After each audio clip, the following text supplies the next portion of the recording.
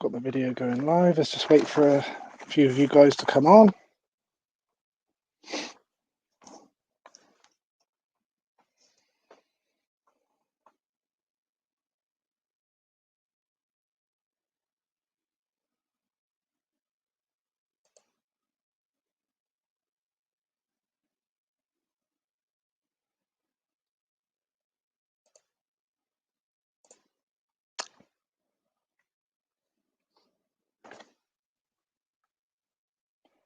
Right, I can see some of you are coming on now, people. Good evening, all. Lee Ashby here, Motocross and Speedway Memories. Hope you're all good.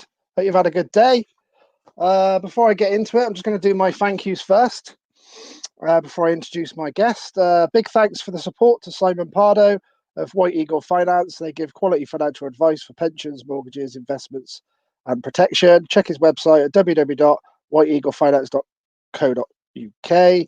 Big thanks to Stefan Everts with his S72 Gin and Vodka brand. Check all his amazing products at www.s72gin.com. Big thanks to Tom Brown of Motor Extreme in Marshfield. He's got a great little motocross shop down there and a new practice track, Moto Park 46, which is off the Bath junction of the M4. You can check all them guys out, and they've also got the new 2020 Kawasaki's at Motor Extreme. You can check that out at www.motorextreme.co.uk, and you can phone them on 01 225 89 227. And last one, thanks to James Burfield of Even Strokes, online off-road motorcycle shop there. You can check them at www.evenstrokes.com, and they're on all the social medias, Facebook, Instagram, and Twitter. Right, got my thank yous out of the way. Can see you're all streaming on now. See comments coming in. Evening all, how you going? How's it going? How's it going? How's it going? Right then, let's get me little countdown going. Here we go.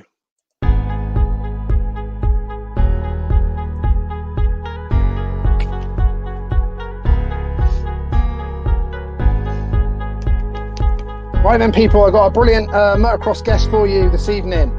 A former world number 4 and number 7 in the GPs. It's British motocross star himself and Bill-based Honda team rider, Mr Jake Nicholls. Let's bring him in for you. How's it going, Jake? All good, thanks. Yourself? All good, mate. Thanks very much for coming on, mate. I really appreciate your time. Thanks for having me. Much appreciated. Top man, thank you. Before we get going, I did mention to you just off screen that it was my nephew's 8th birthday today.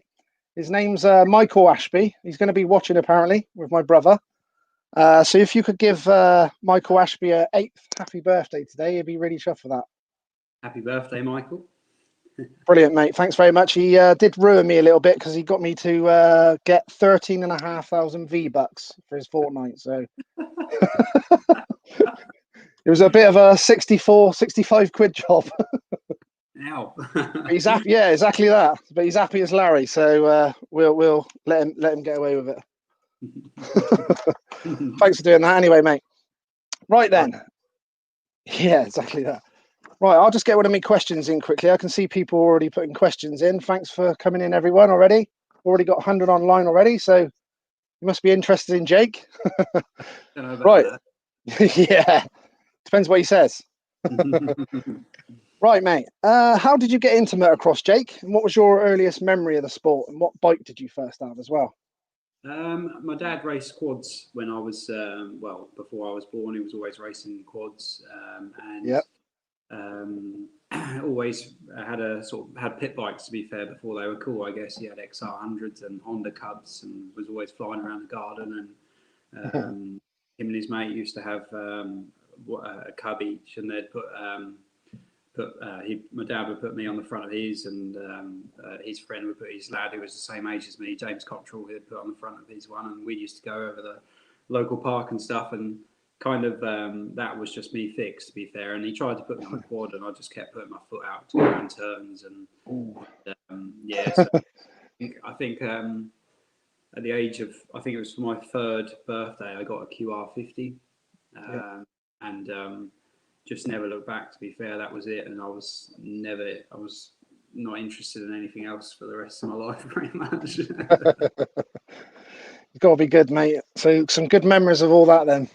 Yeah, that's it. It's yeah, really, really good. And I was lucky that, I had parents that were willing to, let me go as such, because I think parents have got to be able to sort of go on in and see how you go and crash your brains out. And yeah, it's not easy. Yeah. no, I was lucky really, and I think my dad being interested in it was obviously how I ended up obviously being involved in it, but I obviously was way more into it than he was, and yeah, just never gave up on it, I suppose, really. So you guys are interested in the speedway as well, aren't you?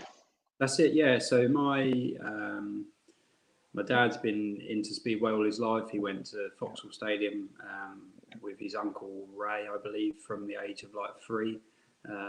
When there was, like 15,000 people would go there on a weekly basis to watch speedway, and he'd go to King's Lynn every week to watch as well. So he was always, I mean, he's like you are. You can ask him any trivia question on speedway, and he's up there with the best. You know what I mean? It's quite surprising, really. And where we lived. I mean, it's only a mile, probably, or 2 miles as a crow flies from where my dad lives now, but we were right on the back of Speedway Stadium. So if we didn't go, it's all we could hear on a Thursday night. And I mean, we never really missed a meeting when I was young. And obviously, we'd hear it quickly shoot up there if we weren't there already. And my cousin Scott Nicholls, my second cousin, my dad's first cousin, obviously was an up and coming rider. And when he was 16, he went on to obviously be really good, and so we obviously always followed him. And in those days, like when I was 8 years old, Thomas Golob, Tony Rickardson, they were both riding for Ipswich, and Ipswich was a massive, it was a really strong side then, and took it for granted at the time. But we used to just wander through the pits because we were supporting the team at the time with Trucks R Us, and really, really good times. And you sort of think back, and it's sort of quite weird, really, what that period was in British Speedway. But it's cool. Did you ever have a go yourself at Speedway? Quite a funny story, really. I never had a go all the way through, and then the year that Greg Hancock won the World Championship in Torrent, I went and watched the GP. I think it was 15. I went and watched the last GP there. It was in October, and last season had finished, and I've been banging on about, I want to have a go. And anyway, we had a fair bit to drink that night at the end of the meeting with a few of them, Chris Holder, and I've always been quite pally with Chris and Darcy Ward. Anyway, the next day, we were really worse for wear. We'd had a big night, and I'd been obviously chiming on about it all night. Next day, Chris was like, "Well, do you want to go then?" And I was like, "Well, yeah, all right." And so he got his bike that he won the golden helmet on, I think it's called, in Czech Republic. Yeah, that's it. Yeah. It was a Jawa, which was just like a stock sort of. It was a built speedway bike, but completely stock. And and the main track at Torrent was being used by the junior team for testing or something. So I ended up going on the test track and had a go on this Jawa and did 4 laps and stopped. I could slide it. It was a real slippery track, so it was quite easy to slide. Had a breather, got going again, and 2 laps later, the throttle stuck wide open. And, going down the straight, and so I had to throw it down. It was spectacular. And that was my speedway career, really. So no one had the phone out then.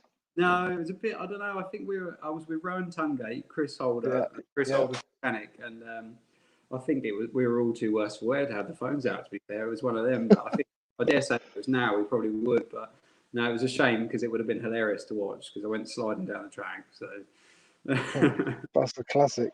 Oh, I've just had my brother's just actually come on and said, "Oh, Michael's only just watching now. Sorry, he's on here now. So happy birthday, Michael." Yeah, happy birthday. Enjoy it.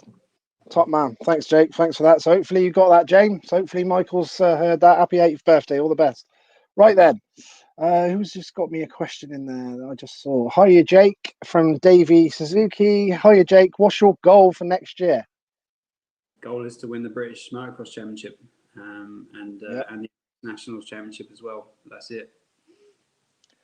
Talking about that, obviously you've had quite a few occasions, haven't you, where you've sort of been leading the championships, all looking good.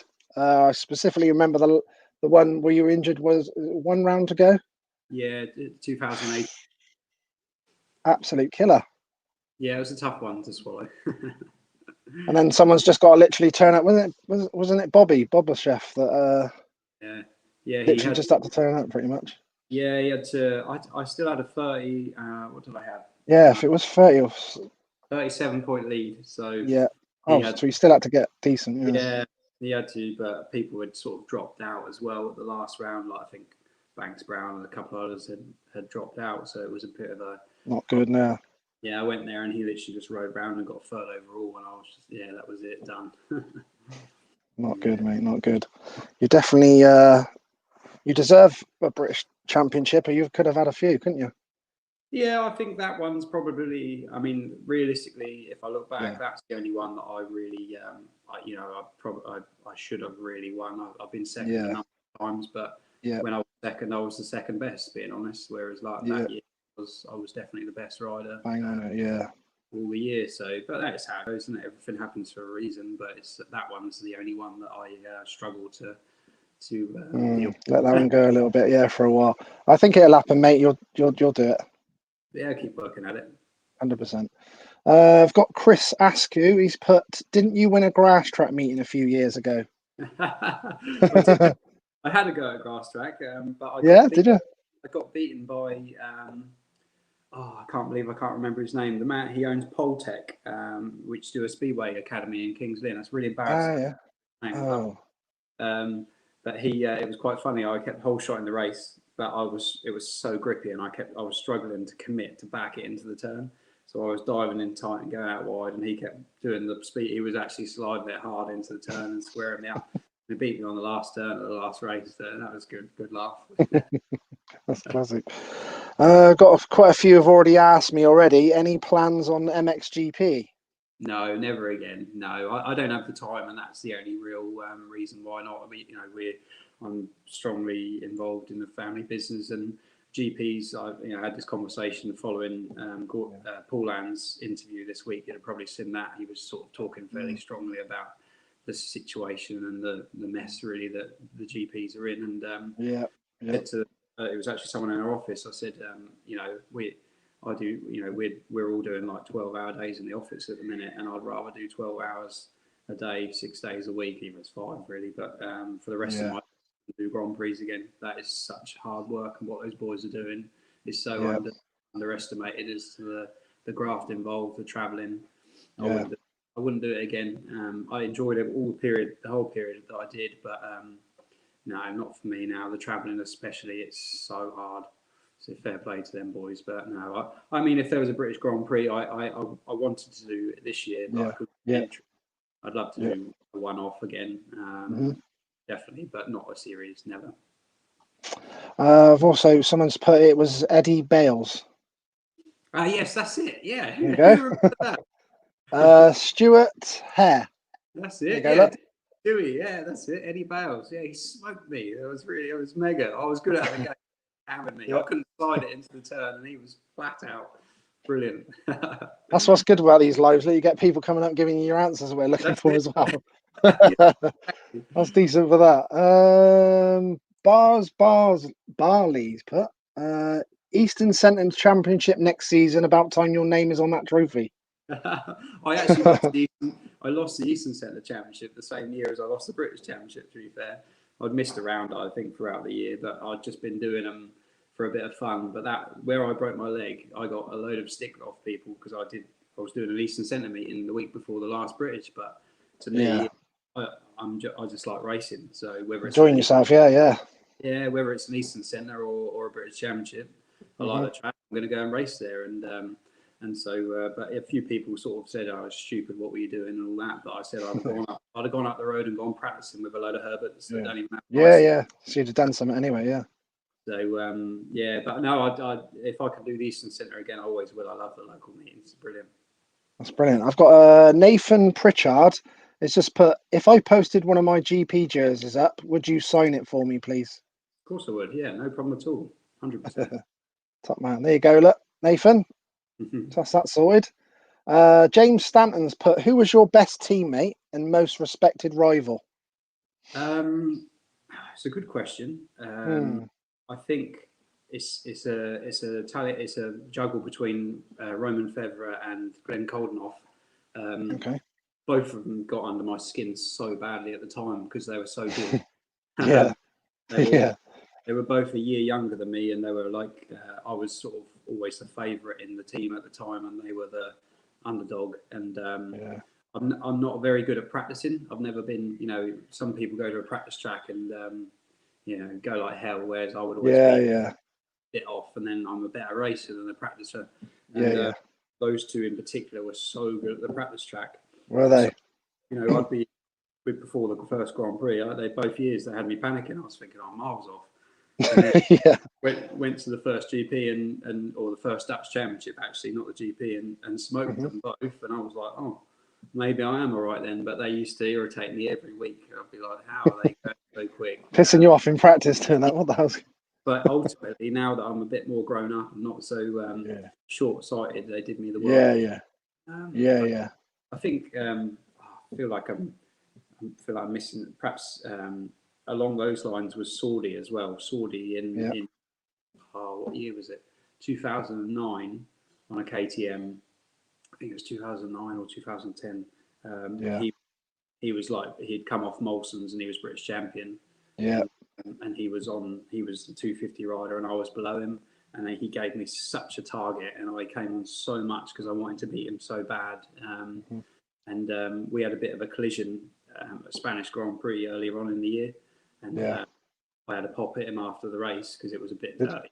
And then and from that day it was like it was red rag to a bull if I could get near him. Do you know what I mean? And he was you know, he was a lot better than me, but he brought me on so much because of that, and we still get on really well now. And it's funny looking back, I was just a kid that was a bit pissed off, I suppose, but did me the world of good. There was because I don't know if you remember, I've obviously messaged you a few times with some photos that I've taken of you at different places, Fox Hill, Culham, and a few others. I did take this one at the MX Nationals at Hawkstone. Look. What actually happened there? Because I missed it. Obviously, I was in the pits doing that. I'll just go and take some in the pits, and then look round and I see you two doing that, and I was like, oh. I didn't realise you took that.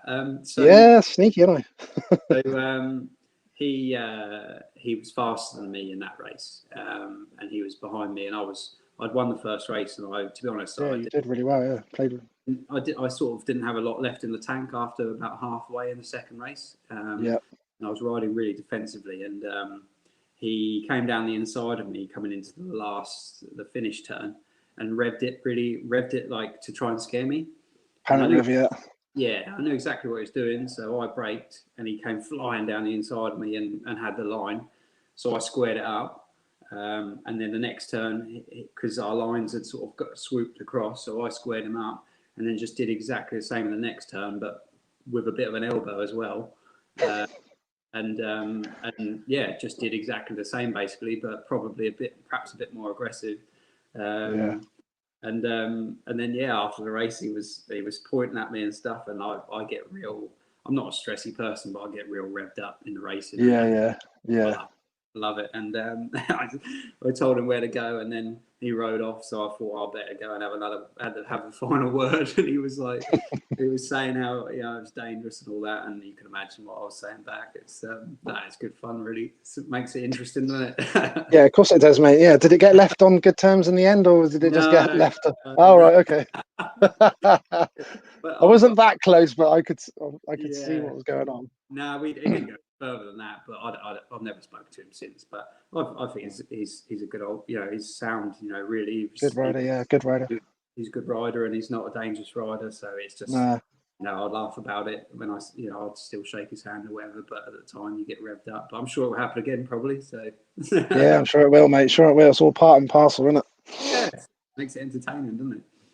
I got a couple. That was one I took of you there, I think, at Hawkstone. Ooh, bit of speedway going on. Yeah, a bit of speedway. I was just about to say, when you said you tucked it back, I said it was at the old Mark Laram cut back there, wasn't it? Beautiful. It's like, come on through, buddy. And you've got to love the cut back. Yeah, it's a real nice one here. This is a really nice one. I'm not sure where that was. Do you know where that was? Fox Hills in 2000. It's Fox Hill. Yeah, they put a tight left-hander before the finish line. And made it in practice. Before practice, they made a lovely little outside thing, and I was railing it around there. It's quite a good mega picture. That's a beautiful one, that one, isn't it? Yeah. Right, let's have a look what else everyone's been saying here. By the way, everyone's mugging me off for my glasses. I don't normally wear them, but I've been struggling with the comments a little bit doing that, like that far away from the screen doing that. So the last couple I've wore them, so they're mugging me off, but they're loving your tash, by the way. Yeah, I got ripped for that earlier, but I dig it. You haven't shaved that off yet, then. Everyone's loving it, actually. There's loads of comments going, love the tash. Jake. Tony Marshall said spin the iPad to the side, so right. Better or not. Actually, yeah, that is a little bit better, yeah. Thanks, mate. He's a techno man. I'm useless at technology. Actually, I've been trying to get Tony on. I was like, Tony, so when are you coming on? And he's like, yeah, I can get Mark Laram for you. So I was like, beautiful. So thanks, mate. Sorted me out, Mark Laram. So I'm like, Tony, so when's Tony Marshall coming on then? Don't seem to be having it in a minute. And then obviously I realised he was working with you guys because I didn't know that. So a bit shy on Tony when it comes to the motocross days. He's got some. So what? Yeah, I bet. Yeah, I bet. I used to love the old Team Green days because obviously he used to ride Team Green and that back in the schoolboys, and he was a class rider. That's it. Yeah, we need to get him on. So what you guys obviously work is the True Plant, isn't it? That's it. Yeah. So what happens there then, Jake? Can you tell us all about that? More and more by every 6 months, really. But no, it's a plant hire company. An aggregate company, so we sell aggregate. We recycle aggregate in our yard.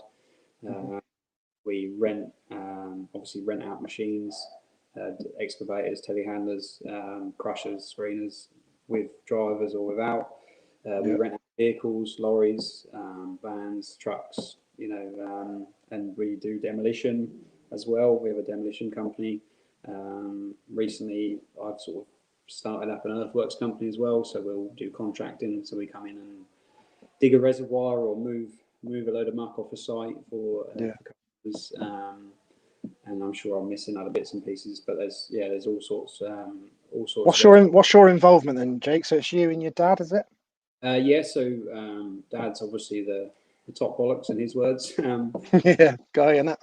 Tony's a director as well, so Tony was obviously previous with Forkrent, and he helped my dad build up Forkrent to where it ended up, and they sold up a few years ago. But yeah, my involvement, I've been involved since I finished Grand Prix in May 2017. I started 3 weeks after I dislocated my hip. I come through really from loading screener, sat in the yard trying to work out where I sort of stand. I've had some tough times in there, not really knowing where I'd fit in. Obviously in the first. Yeah, like learning it all. Yeah. Yeah, there's a lot to learn. It's not like we're just learning machines. Yeah. We hire out probably 30 different types of machines. We hire different lorries. We make about 10 to 15 different types of product in terms of aggregate. It's so much going on. Yeah, involved. Yeah.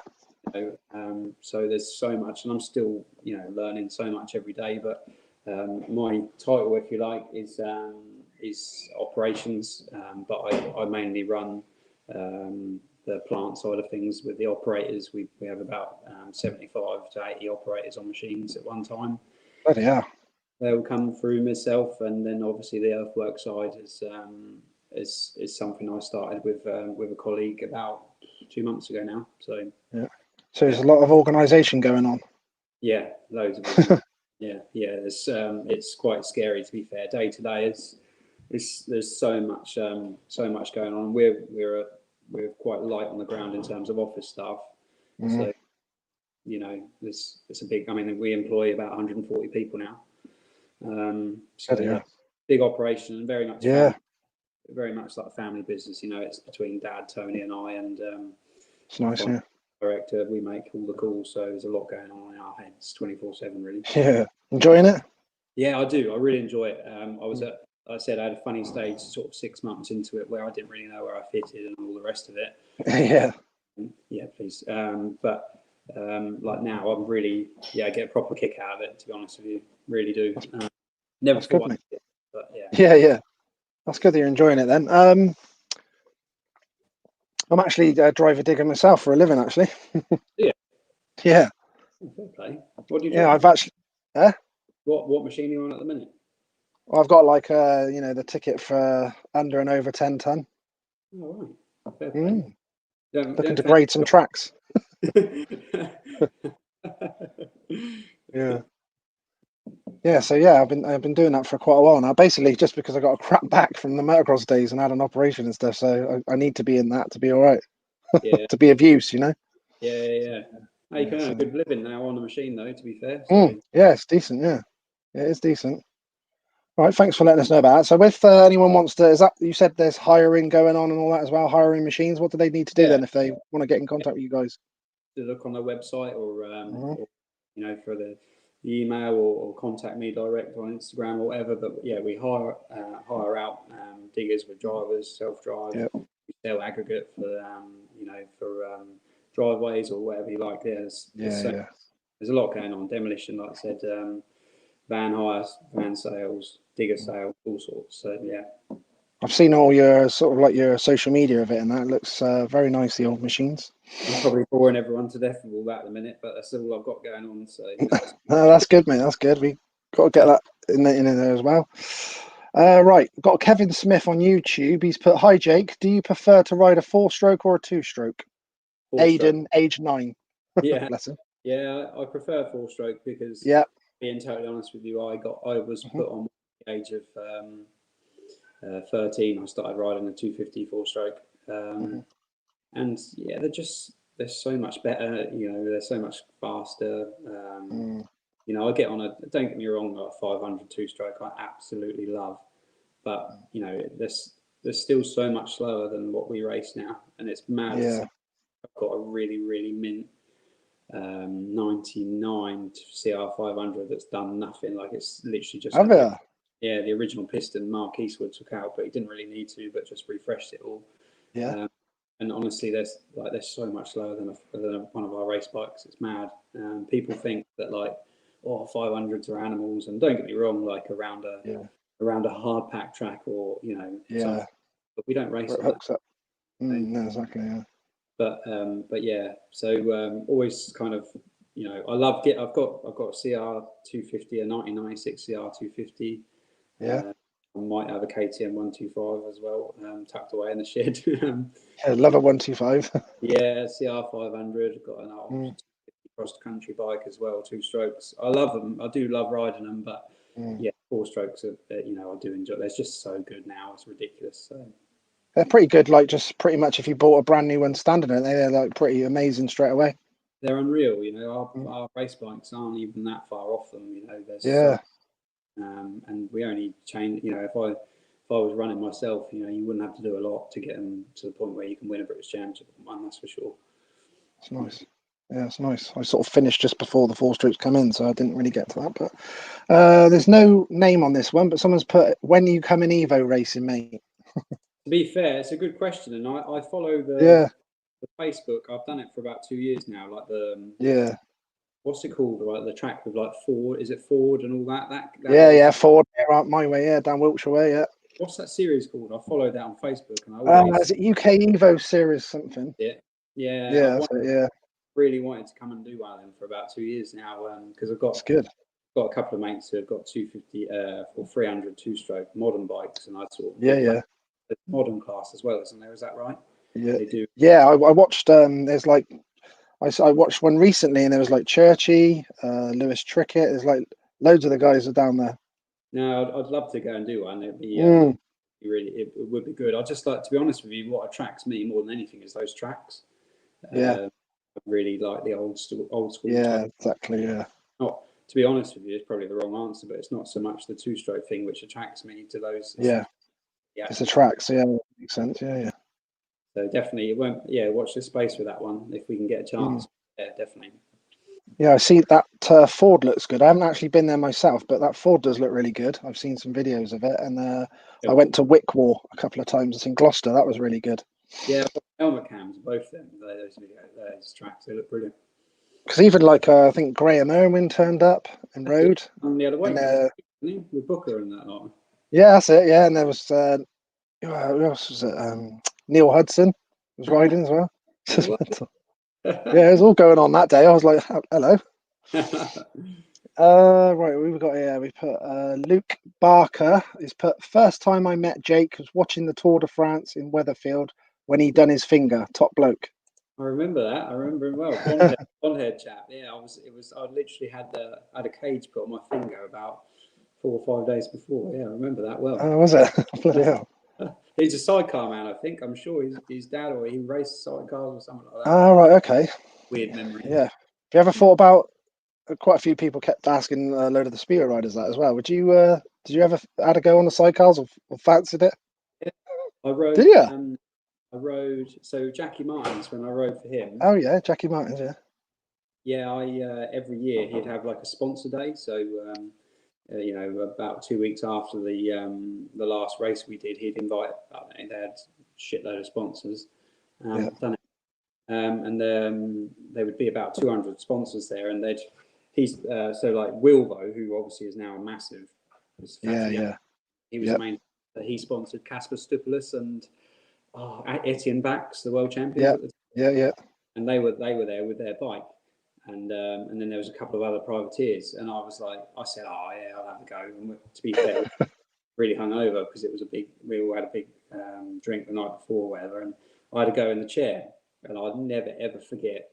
I said go steady because I'm not a good passenger because I'm not a good passenger or anything typical. Or anything. Let them know that. Yeah, and the big step down at Volkensward, I think we'd been on the track about half of that. Got to that step, and I tapped him on the shoulder. I said, "Just went, not for me, mate. This is not for me. The pole you hold on to is like ice. So they're slippery because they actually slide about on it, don't they, and hang off it. Yeah. Ridiculous. I'm holding on for dear life. So anyway, I had to go on the bike. Yeah. One of the best things I've ever done. Was it? Yeah, I would happily race one of them. Would you? The passenger that was on it was Casper Stupulus, who the lap he's nuts. And I was just hammering it, like we're jumping some stuff, and yeah. Was you? So you proper went for it? Yeah, proper. Brilliant. I felt so confident, like because he was good. Yeah. If I go in a car with someone who's good, I'm all right. If they're like they put my life in their hands, I can deal with that. And he was. I was giving it some stick, and I'll never forget, he kept going, don't change down. And we were going around like hairpins in third gear. It was a 2-stroke. And he said, clutch. And the clutch lever was like this long. And he was just like, and just going, boah. And it was, mad. I couldn't believe the power. Awesome. Sounds brilliant. Yeah, it's good laugh. It's good opportunity, actually, really. I've never had to go since. Yeah, it's very cool. Yeah, especially, like you said, at the top blokes as well. Really good. Awesome. Yeah. I've got someone here, no name on this one. Are you going to get your daughter a bike then, Jake? Well, I don't think so. Same with that. Yeah, I don't know about that one. It'd be nice for her to be able to ride a bike safely, so that one day, if she did get put in the situation, or I don't know, but nah, I'm not. I wouldn't be that sort of a dad. I don't think, anyway. No. No, I'm with you on that one, mate. I'm with you on that. Yeah. Got Barlz Barley. He's put, would you want to ride Ling backwards? Yeah, definitely. That'd be Ling would be good any which way, anyway you went. It's a good. Yeah, I'm just trying to think now. Actually, Have a think what that's like. The layout now. Yeah. The only thing that would be a bit weird was coming down onto the start straight, because it'd be like downhill S bend and it's sandy, but yeah, it'd be good. It could do with something, really. It's been the same for a long time, even though it's still really good. But yeah, I would be up for that, definitely. Right. Who's got? Will you and your company be taking over the team in 221? Henry Smith said. No, we're not involved in that in any way. No, I stopped. Can't remember how long ago it was, but I didn't want that, the two associated, really. Do you know what I mean? Obviously I run our logo and stuff, but I had so much grief when I was younger about you're only on a team because you're paying for it and all that. And I think when I got to 20, I think it was 2010, where I didn't have to pay to be on a team or whatever. Yeah. Because I've always had that real bad sort of stigma over me. I'm only any good because I've got a few quid or whatever. So yeah. Two very separate. I dare say I'd probably be more involved with sponsoring motocross once I finish racing myself. But at the minute, I'd like to keep the two very separate, to be honest. Talking about GPs, you did obviously had a decent career in the GPs. Did you enjoy all that GP? You were obviously fourth in the world when you were in the MX2. That was the season you had a lot of good results. Yeah, I had some good times in GPs. And it was always all I thought about, to be honest with you. For years, I didn't even think about the British Championship. All I wanted to do was champion. And to be honest with you, for about 4 or 5 years, I really believed I could be, which probably comes to a surprise to some people. I don't know, but I realised when I lived in Belgium how hard I actually worked. When we got a team, when I was on Jackie Martins, and we had Werner DeWitt as a team sort of trainer and Jackie sort of guiding us. I used to train in the mornings before, we would schedule, let's say, for 9:30 to meet. I would go training before and then go training with them, because I was used to doing so much at home, because I didn't have any guidance when I lived at home. I just used to, and I used to way too much, but I realised how driven I was for it, and how it didn't really feel like work to me, because I wanted it so badly. Perhaps looking back, I didn't have as much skill as some of the other, or I wasn't quite as talented as some of them maybe, but yeah, I was, I think, I had a good run really, and there's perhaps some things that didn't go my way that perhaps changed, the end of my career a little bit. But I fell out of love with it. On those 450 years, the importance of having a good team and a setup in 450s was so much more. It's so much more important on a 450 than it is on a 250, and I always thought it was the other way around. Yeah. I think most people would think, oh, you need a really fast 250 and all the 450s are good. But it's actually the other way. I mean, anyone can make a fast engine. That's actually really easy to do. But making an engine that's, making an engine that's actually usable. It's really difficult. And I struggled really badly in the teams that I was on with getting a setup. And I never actually found one, to be fair, until I got on ever had a comfortable setup on a 450 that I would stick to every weekend, and purely down to the backup, to be honest with you. And I wouldn't, I'm not talking bad of the teams I was on, because that's where I was at, and I didn't tested an Ice One bike. The last year I was on a 250, I tested with Ice One, and it was between me and Tyler Rattray to get the other ride, and obviously who am I compared to Tyler Rattray, really?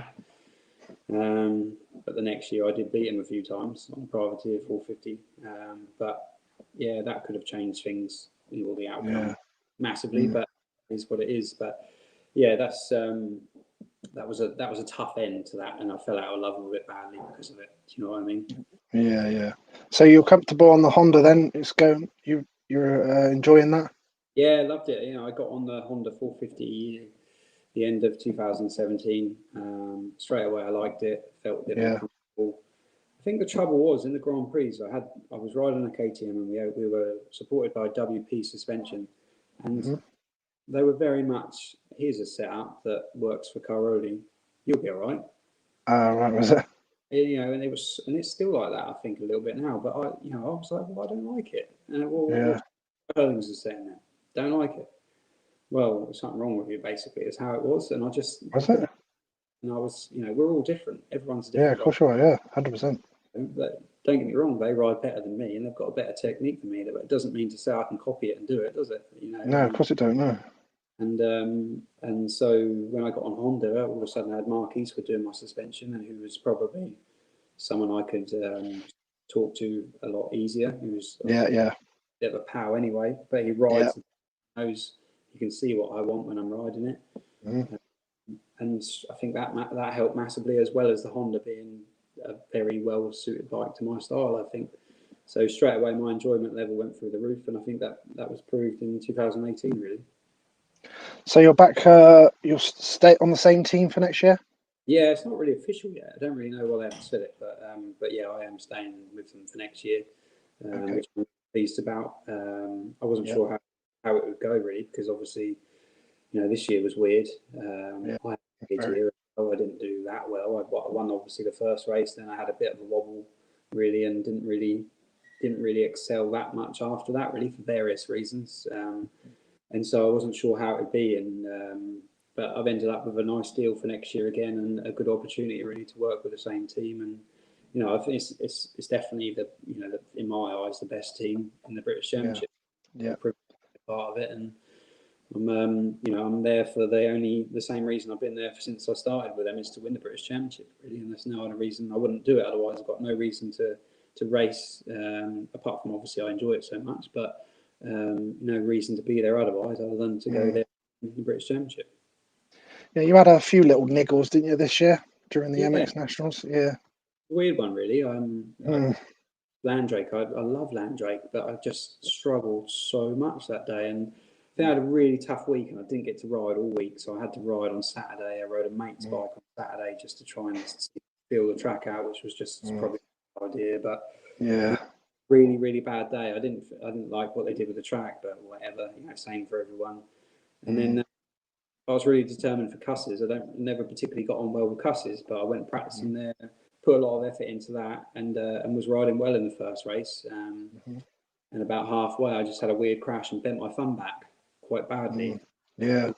Still struggling with that quite badly now.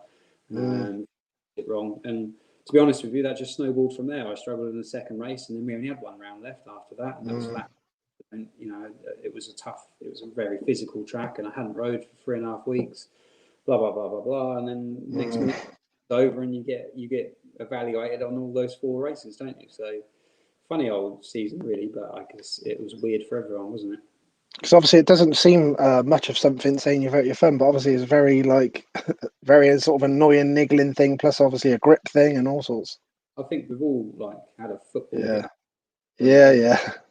And you know that you turn a door handle for the next 3 weeks, and you know about it. And I obviously did it quite badly because it bloody hurt when I did it, and struggled in the second race that day. But honestly, still now when I'm playing on my trials bike, if I get something wrong, I know about it, so I definitely didn't do any favours that day, but it is getting better. All right, fingers crossed that's all good, ready for next year then. Got a Dean Hakes. He's put Jake's dogs video cracks me up on Instagram. Do you know anything? I think I've seen a couple. Explain. So I've seen, but you can explain. I've got 3 dogs, 2 Jack Russells. One's got a box and the other one hasn't. And then I've got a sock that's got none either. And they're all boys, and they like to have sex with each other, or try to have sex. Not that common at the minute. I don't really know why. They just pick and choose their time. I think it's just after dinner and I'm not there. I think it normally happens at about 5:15 and I'm not there. So yeah, quite amusing though. I find it funny anyway. Yeah, I've definitely laughed at some of them. It's brilliant. Trust someone to bring it up. We got Michael Rich. He's put, Jake, are you coming back to the Patch Quick trophy for 221 to lift the trophy again, in brackets, and drop it? I'd love that meeting. I love it was at Little Silver, which I really like. It's a good track, a good natural track, and I think they do it at White Way as well sometimes. And so, here we go. There we go. Yeah, I think moments before that I'd lifted it up and the top fell off. And oh yeah, the old classic FA Cup job. That's it. Embarrassed myself a bit there, but no, it's nice old trophy, isn't it? Yeah, it's really good. It was. I was to win that, to be honest with you. It was. That was a good meeting, and I love the midweek stuff as well. It's always good crack evening races, and yeah, it was a little way for me. Obviously, it's Exeter, so it's like 5 hours for me, but it was well worth it, and I'd love to go back. Sure. Got Robert Flaherty has put, any plans to do a wild card in the US again? 100%. I was all in to do one again this year. Obviously, it never happened, but yeah, definitely going to do another one. I had a really good time when I went there before, and I love America, and so I'd love to go and do another one. I think I'd be a bit more prepared this time with certain things, rather than being on a knackered old practice bike. Try and get a better bike, and horsepower is definitely king on their tracks. So yeah. All intentions of doing another one. That was awesome. Because they normally grade them up quite a bit, don't they? And quite loomy and sort of. Yeah, really deep. Never used second gear on a 450 really ever. I just used third on our tracks, but the engine I was on wasn't particularly good. But I was in second gear nearly everywhere. It was unbelievable. I was really shocked by it. And obviously Redbud has some big jumps, so I was flat stick to do them and couldn't work out. And I remember watching. So I did our last race at Redbud. I went and watched the 250 race, which was after ours, and Aaron Plessinger was jumping Larocco's Leap, which is obviously the big jump there. Yeah, it's massive. Yeah. On a 250F Yamaha and making it easy, and I've been retching it like you couldn't believe the last few laps. I think I did jump a few laps because I was so knackered. 10 minutes of the race, I was stretching it on a 450, and he was just going over it and like whipping it. I couldn't believe it. So yeah, they have some power over there, those bikes. Yeah, they like the old jumps, don't they? I've got Sean Tacey, the old Speedway rider, just come up. He's put Mega Lad Jake, a rider who has always been in the wrong place at the wrong time, never been his fault. Full respect. We had a chat en route to the start in my first motocross meeting at Wattsfield 4 years ago. Yeah, no, Sean. I've watched him race Speedway years ago, and obviously now he's right into the motocross, which is cool. So he's at all our local races. Yeah, that's awesome. Yeah, I remember him well at Coventry and a few other. He was a good speedway. Speedway days, actually. Can you remember? There's a couple of videos of Sean Tacey having a few scraps. Actually. Yeah, he loved it, didn't he? Yeah. Gotta love it. Yeah, awesome. Crowds love that sort of thing, don't they? We love a Nicky Pedersen of the world. Got a question off of Vin here. Is that Vin Prike? Jake jumps his trials bike better than his MX bike now. Laugh out loud. Yeah, it's not a bad point. It's got the hang of jumping. It is good, yeah. It's not trials. I got a nice message here off Jason Rennie. He's put, stick at the racing because you have lots of people who love to watch you, and you're an inspiration to the youngsters coming up. Say hi to your dad from me and take care, Jason Rennie. That's very nice. Thank you very much. I'll keep doing it as long as I keep enjoying it. I'll be racing until I stop enjoying it. I think there'll be a few years left yet. That's good to hear. Good to hear, mate. Gareth Keys put, who's the fastest in practice, Tommy Clark or you? Tommy or Clark, obviously, or you? Or Stephen Clark. Stephen, yeah. Clark was always off because he was on a 250, in fairness to him. But we didn't do a lot of practicing together. Tommy and I, obviously, we were kind of rivals, and I'm a bit of an awkward git, so I didn't really ride with him much. But in Spain, pre-season, we were very close. And some days I was quicker, some days quicker. There wasn't a lot in it, which for me was I was really confident going into the season, obviously, before it all got stopped because of that. I thought, well, if I'm close to him in practicing, then I should have the upper hand in racing because, like I explained, I'm a bit better. Yeah, you go better, on the race day, and Tommy's just always quick. He doesn't really have a time where he's not. So yeah, it was actually quite close, which was, like I say, it was good for my confidence. Yep, cool. Got Lee Britton. He's put, your favourite team, Build-Base Honda or HM Plant KTM? Yeah, Build-Base Honda, to be honest. I mean, it's apples for oranges a little bit because, in fairness to Hitachi KTM, they were always a satellite Grand Prix team. So obviously, budget-wise, everything was always tougher for them. I don't know how to explain it without putting their team down. I'm not putting their team down at all. But if you imagine to race 12 British Championship races or 12 national rounds throughout the country is a lot easier for a team logistically and money-wise rather than racing. I think when I was with them, we had 17 Grand Prix and 8 British Championships. So obviously it was tough, and it was tough on the riders as well. So obviously our support and financial support, if you like, with bikes and whatever, was so spread out. So the Hitachi teams is really good. But to be fair, the Jackie Martin's team was fantastic when I was on with them because they had really support, like Belgium's. I mean, you probably look at pictures of me when I was racing. You couldn't see a white spot on my shirt without a sponsor on it. And their support was on their support they had from sponsors financially was unbelievable. So that always made our life a lot easier as riders. Yeah, for sure. Very cool.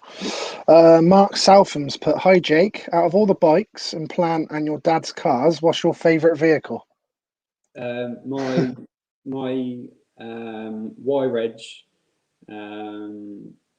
low bed Hilux.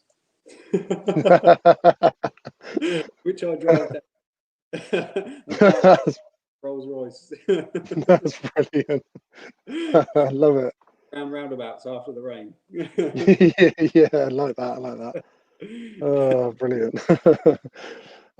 Dean Hakes has put, what's the story of a certain dirt bike show party? Ooh. Yeah, to Ooh. be fair, I don't really remember that. I was a bit out of control there. A bit out of control. It was one of the only ones I ever went to. And yeah, I did get a bit out of control. I ended up, the only story I can remember is I ended up, my memory comes back walking down like a lane in the pitch black, didn't know where I was, the phone was dead. And I didn't know, have a clue where it was so cold. And I walked across to this industrial building, which was all locked. Yeah. And I somehow got in there, and there was a massive reception, all the lights were on, and the alarm started going. And I just wanted to get to the telephone to call someone to get to pick out, because I was in a bad way and I didn't know where I was so cold. I think I'd been passed out in the bushes or something, and I was just freezing. Anyway, police car turned up to obviously arrest me, get me out there, and I was like, look, I've broken in it because I'm freezing to death and I want to get back to my hotel. And and so they actually finally believed me. Like they didn't really get it, but I said, look, you can have everything. I just want to get back to my hotel. So they believed me, and I didn't actually break anything to enter. I just kind of worked out a way in, and it got me back to the hotel, and I thanked them and all the rest of it. I got in at 5:15. And at 9 o'clock the next day, I had to be on the Honda stand for the first ever time. Oh, wow. 2017, and I had to be on the Honda stand. I've never met anyone, and you can imagine I was like, oh no, hanging. It was bad. All day I was just questioning myself. It's like, what?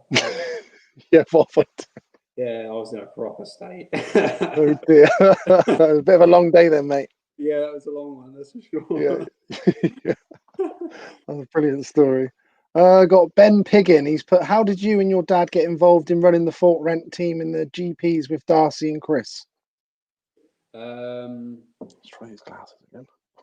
How did we get involved with those two boys? I can't actually remember.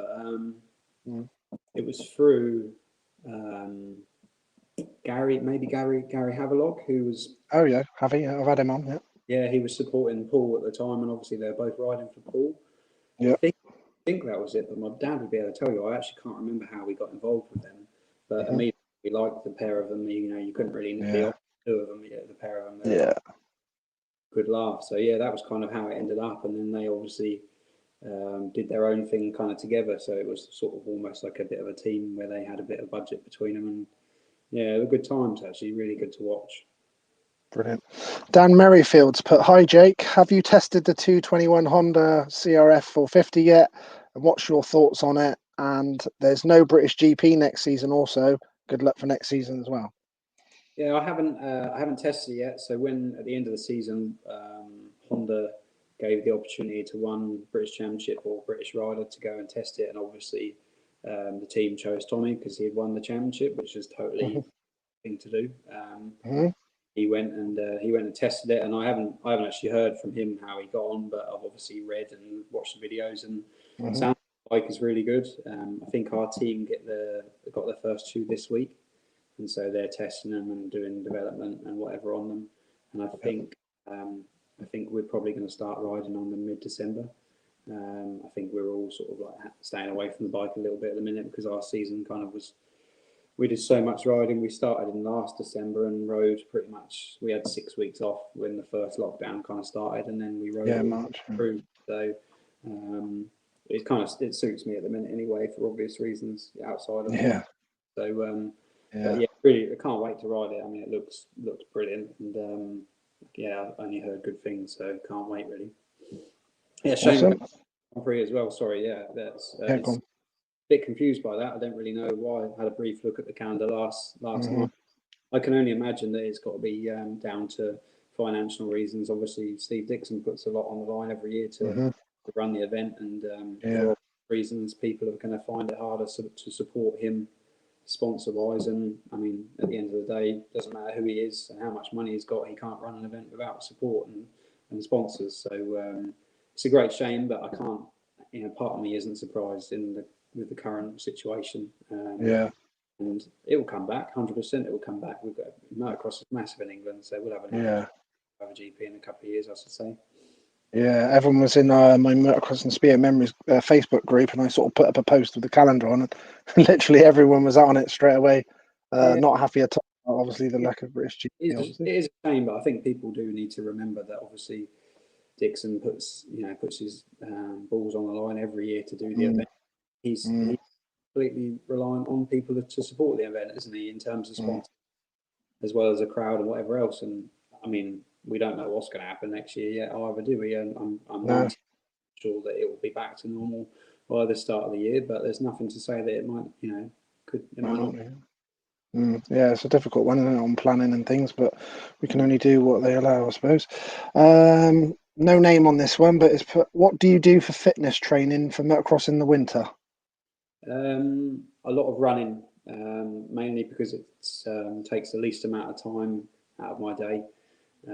As I mentioned, we do obviously in plant hire. We do a lot of hours, as you'd know.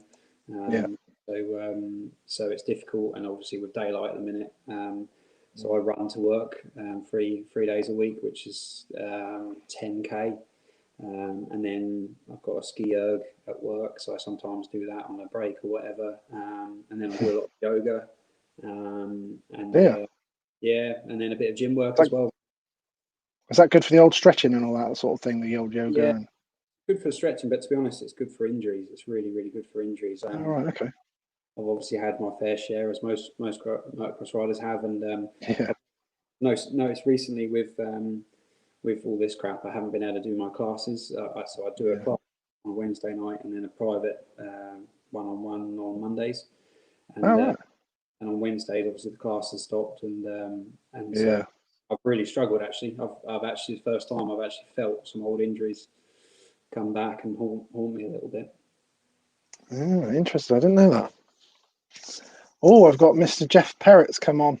He's put, I'll race Jake at an Evo, and I'll punt him and his face slug right off the track. I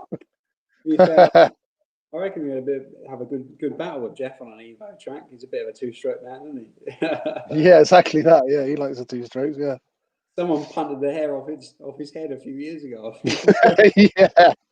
What was that, Jeff? About 20 years ago now, wasn't it?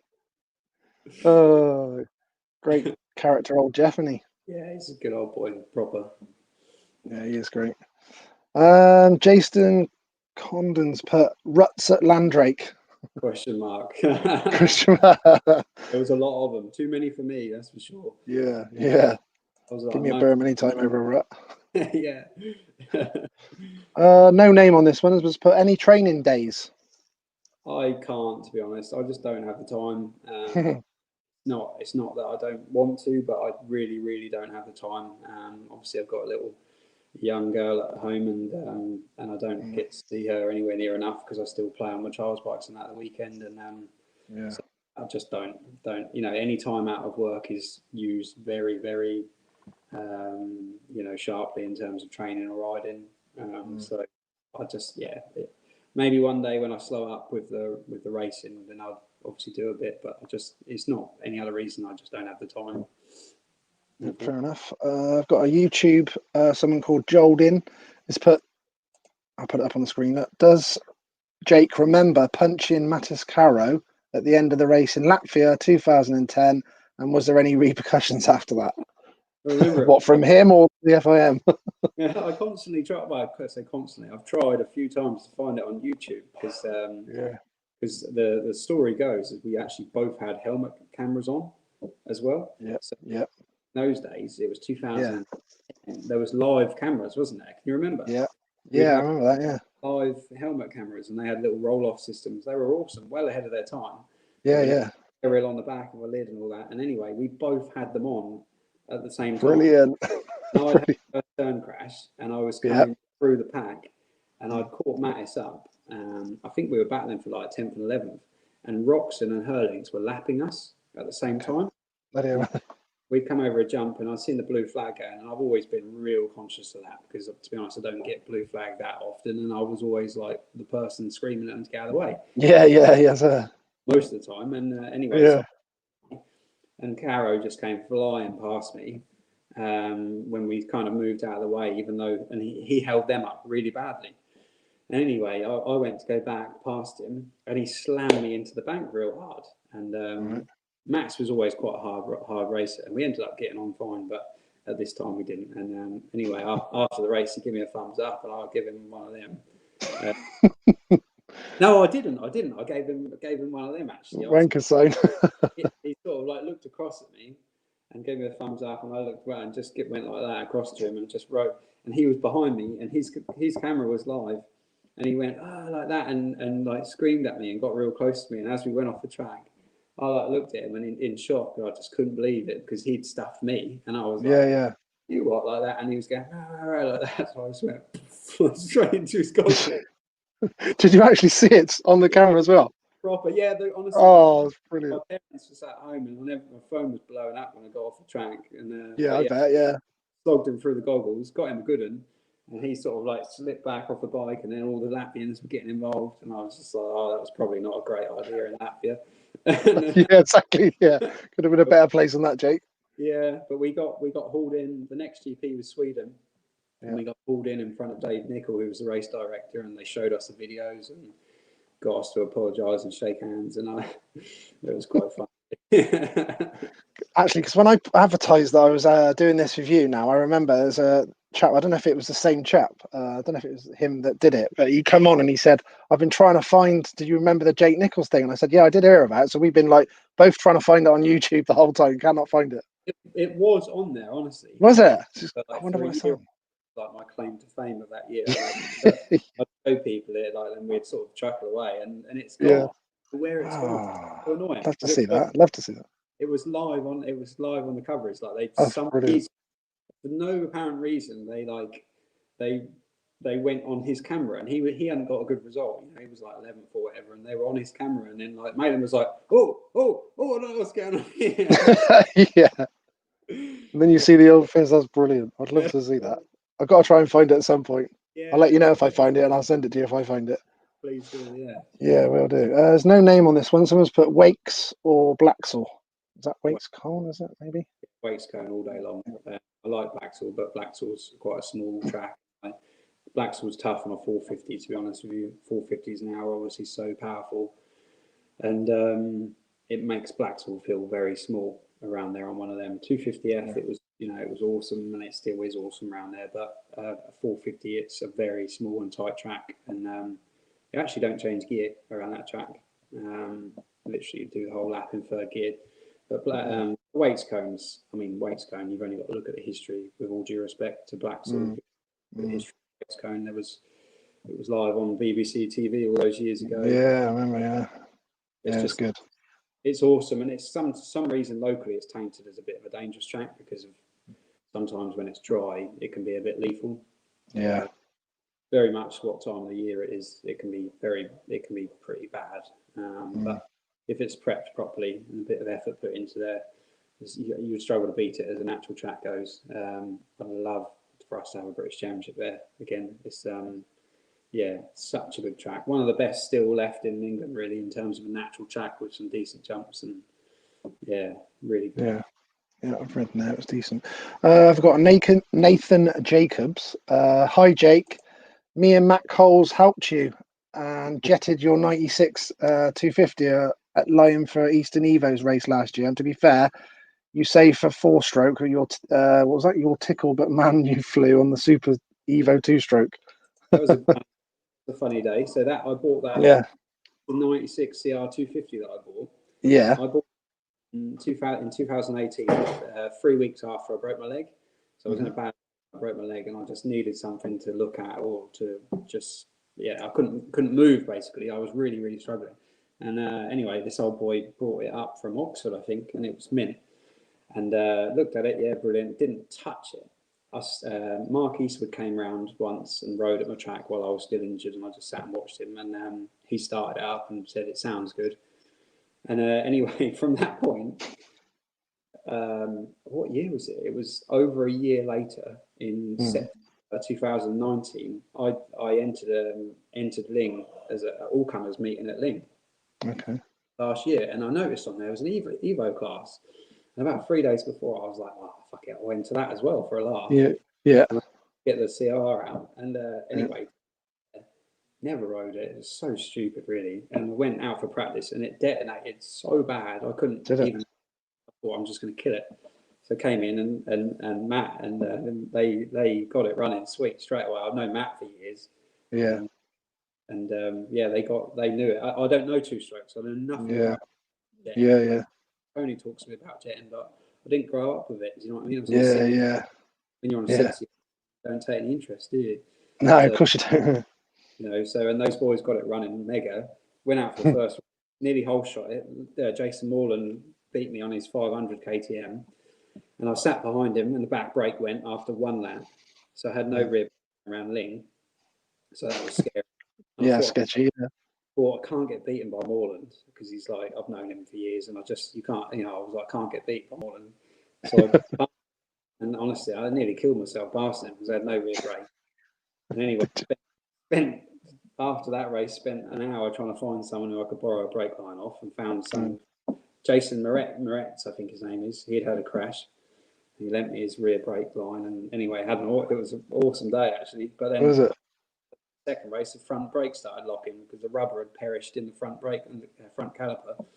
So I spent all day going over jumps at Ling with the front wheel locking up. Oh shit! But it's running good now, but I haven't actually raced it since. But I need to get out on it again. But those boys saved me that day. That was good. That's some good times there then. We've got Lux the Rider on YouTube. Have you got any advice for youngsters starting motocross? It's a good question, really. But I guess the advice would be to, if you're lucky enough to have the opportunity to start riding, it would just be to enjoy it as much as possible, make the most of it. If you're able to go riding with your family, make the most of it. I think looking back, most motocross riders can say that there were some great times going to the races with your family, and you end up, it's probably the only time you really spend with them, or the most amount of time you spend with them.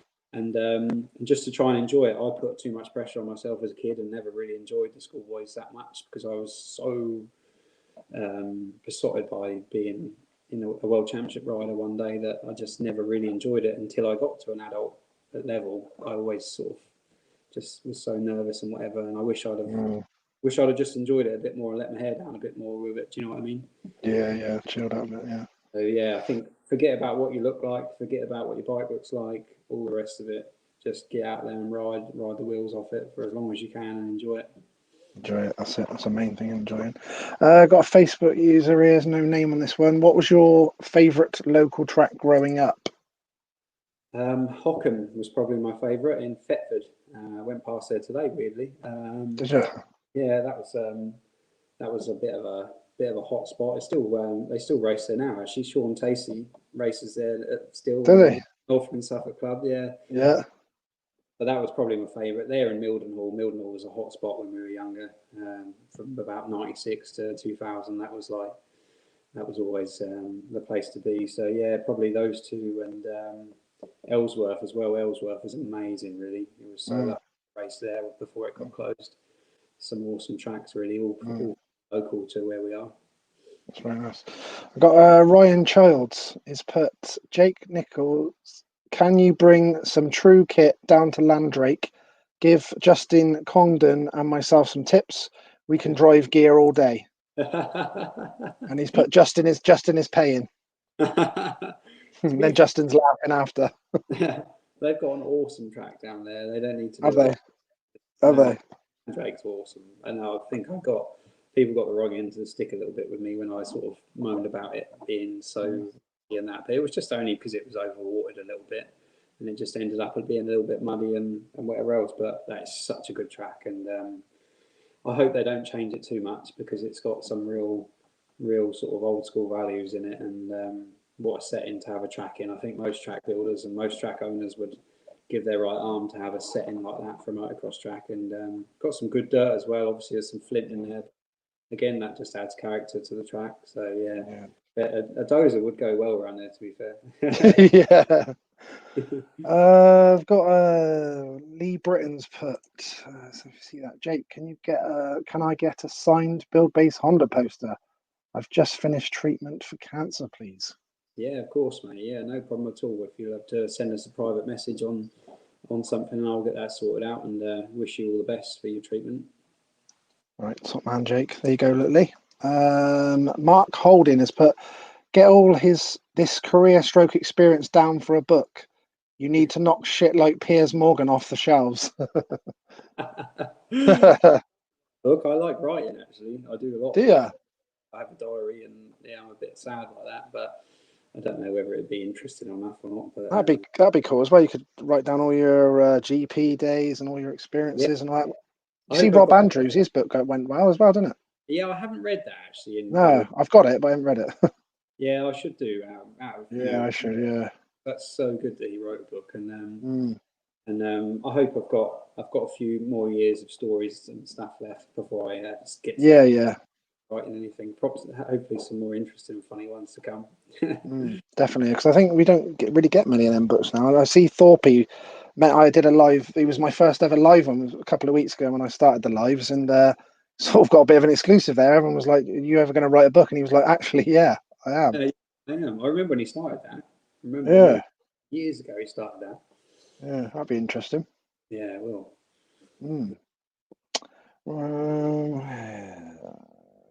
Everyone's still going on about the Tash.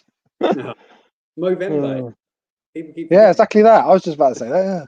I'll put a link on my Instagram for that soon. I haven't actually sorted it yet, but the last 2 years I've raised like $3,000 each year for it. I think my tally in total since I started it is like 12 grand. Bloody hell. So fair play, mate. I find it quite funny as well. Yeah, you have a good laugh as well. I don't really worry too much about what I look like, as you can tell. You're going for the 70s porn star look at the minute. Diet soon. I'm going to diet in the next few days. Beautiful, mate. Got to have characters. Got no name on this one. Why don't you wear a neck brace anymore? Is there a specific reason?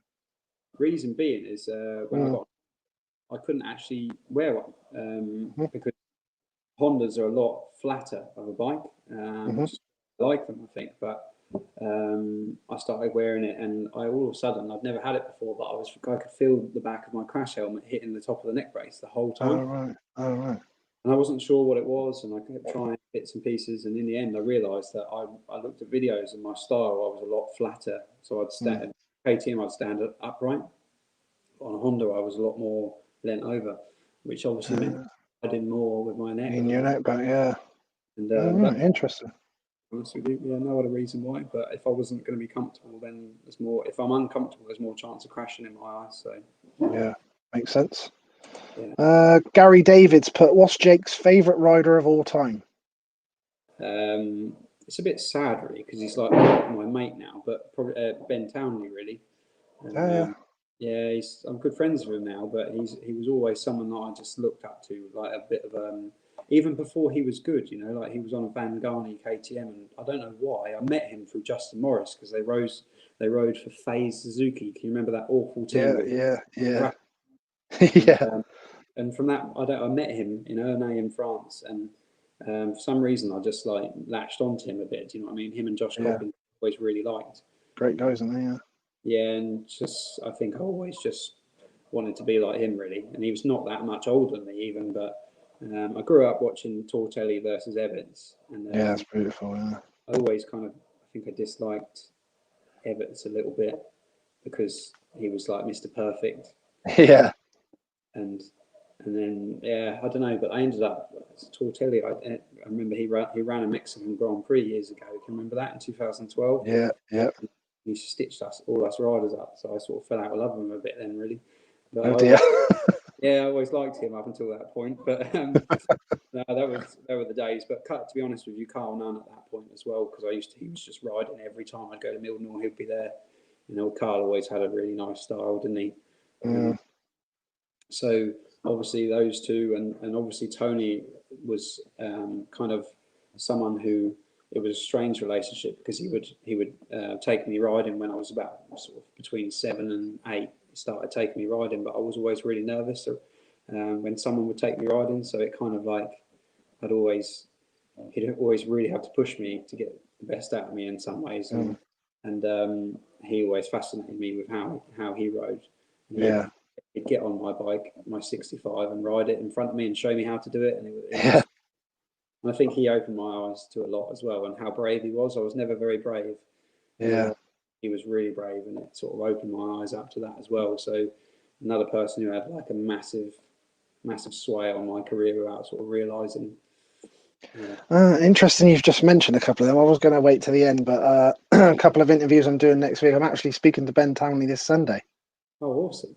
Yeah, Sunday afternoon, 4:00. And you also mentioned him as well. I'm going to do Cole Nunn next Tuesday night as well. So no, that's awesome. a couple of you might be interested in. Yeah, definitely. And I think those two, they're big characters. You know what I mean? Yeah. Away from the racing, they're their own person. They're not like this. We've got it a little bit at the minute where we've got this typical mould of a motocross rider or a sportsman that doesn't say what they think particularly and whatever else. Whereas, those two are their own people. They've got their own interests, and Ben's unbelievable what he could do and what he still like. To be honest with you, Yeah. And Carl was one of those where everyone knows, he was so talented. Perhaps didn't have quite the interest that other people did in it, and but still amazing to watch and some bloody good stories, I should say. Yeah, for sure. Because I live in Swindon, so obviously my home track's Fox Hill. So over the years, I've seen some great GPs down there. Do you know what I mean? The atmosphere was amazing back in the 90s. Remember, I think it was 98, him versus Coyote when he went around the outside of Oh, mate. Him and Puzar as well, yeah. Yeah, awesome. Passing them, it was pretty special, wasn't it? Yeah. Great atmospheres. Great. Really good.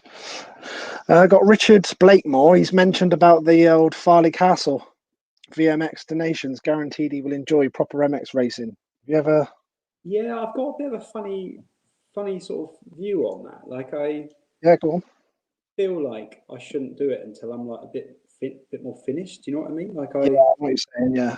I kind of find it a bit weird that riders when they're still in their prime and race people like Eastwood and that. Do you know what I mean? Because yeah. Those boys are finished. Like they're finished racing. Yeah. They're like nearly 50 or whatever their age, but they still go like fuck. 100%. They can give us a run for our money around there, or the likes of myself who are still racing, should we say? And so I find it a bit weird. And I know there's different classes, but ultimately they all end up in the same one by the looks of it. Yeah, pretty much. Yeah. And I feel like I'm really attracted to it, but at the same time, I feel like it's kind of a bit weird that younger lads and people that are still racing professionally go there. Go with the retired lads, yeah.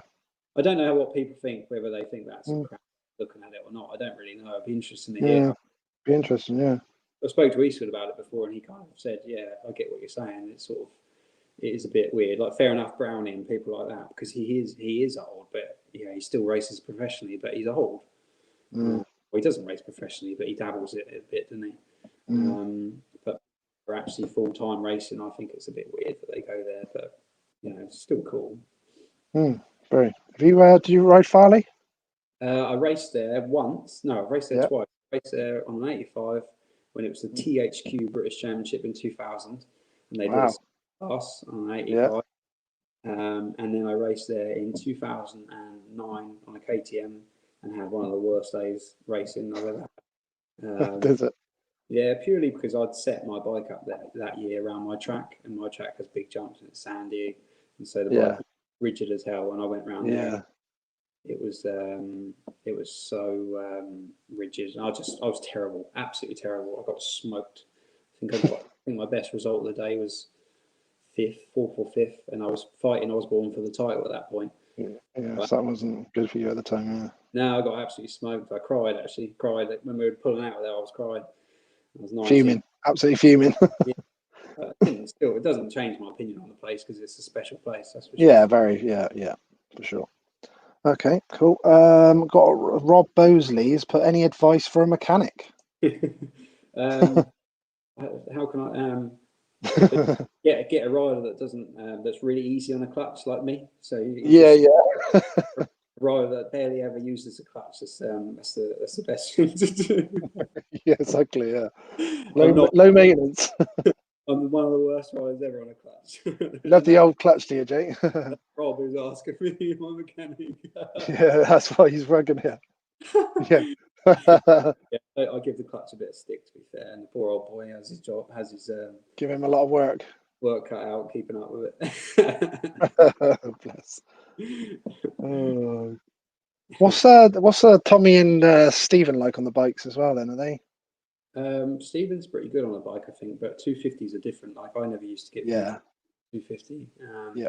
But unfortunately, I think the 450s are so fast now that without realising it, we slow them down with the clutch. So instead of putting the throttle off, we pull the clutch in and just a tad. yeah, and it cooks the clutch. I think Tommy's the same as me, to be honest with you. We both absolutely hammer the clutch. Sometimes he's worse than I am, and other times, I'm worse. So we're pretty equal. But to be honest with you, if you walked around the paddock, you won't see many 450s without in between the races that aren't on their side having a new clutch put in them. There's very few anyway. Yeah. Okay, I've got Ryan Childs has put Jake Nicholls, Lommel, MX Nations, ? What do I do there? He's the same man that asked me about my my ventures at the dirt bike show. So he's obviously referring to the after party there as well. Yeah. Can't remember. He's trying to cut you out, yeah. Yeah, there's a few sort of highlights from the after party there, which probably better not mentioning. Yeah. I can't really remember, but yeah, it was definitely in a bad way. Yeah. James Stanton's put, if you could step into another racer's boots for a day, who would it be and why? That's a bit of an interesting one. Probably Caroli because he's misses. Yeah. No. That's your real answer, isn't it? I don't really know. That's brilliant. It's a good question. I'm trying to It's think. very nice, but yeah. I don't really know. To be fair, probably guys are just to ride his bike because the bike looks unreal and it's sounded unreal for the last 3 or 4 years, and he looks like he never ever changes gear. So I should imagine that's a bit of it is a work of art to look at, and I should imagine it is much the same to ride it as well. Oh God, I'm just laughing at this one already when I saw this comment.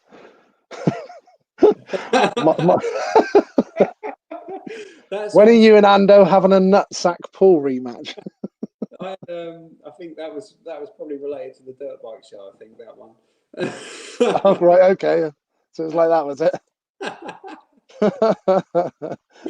Oh dear, everyone's bringing it all out, aren't they? Someone's put, Jake, you would make a great Magnum PI. Oh, that's a sensible one. Favorite riding kit and graphics he's had. No name on this one, but to be fair, the Fork Suzuki was cool in 07.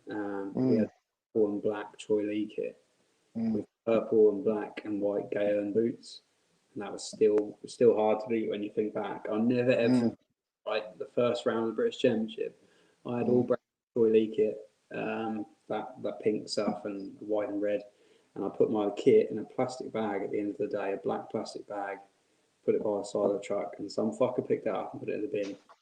And no way. Never got the kit back. I couldn't believe it. I was only 16, so I was 16 years old, and we didn't get given loads and loads. Do you know what I mean? That was 3 of my 6 sets of kit that I got for the start of the year, and or race kits, and but yeah, probably that looked cool, I think. Okay. Ryan Charles did say, Jake Nicholls, you are a true MX legend, a good guy to boot. Keep racing as long as you feel you can. So much more to achieve. British champion, still in you. Such a great guy. You have so many fans. Keep it going. Great interview, Lee. Top man. Oh, thank you very much. Appreciate it. Rob's just mugged you off. He's put, you don't use the clutch. Exactly. Michael Rich has put, would you ride for Team GB again if the opportunity was to come up? I'd love to. And it wasn't out of question in 2018, to be fair, when I was having that good year in the British Championship. There was talk of it, and I was sort of close to it, I think, at that point anyway, before I broke my leg. But I'd love to. It'd be absolutely awesome. I'd love to get back into that event. I've had some of my best memories. I think I've done 4 destinations now, I think. 3 or 4, I can't remember. But brilliant event to be a part of. And do you really enjoy it? It must have been yeah. amazing atmosphere, isn't it? That's it. And I've, love flag as well. So, Yeah. Really cool. I've got Mr. Moto Extreme here from Marshfield, Tom Brown. He's put, does Jake wish he was riding round 1 of the MXGP at the world famous Oman next year? Where? Yeah, where?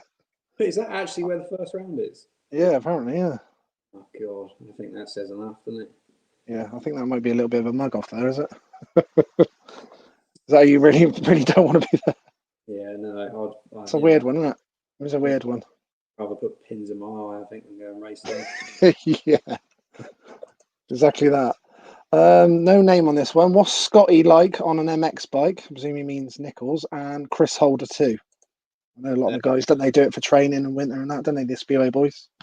Scott was always pretty good. He was Scott pit bike. He was a good BMXer, so he'd do quite brave on jumps on a pit bike. Like he'd go for a set of trails on a 110 or whatever.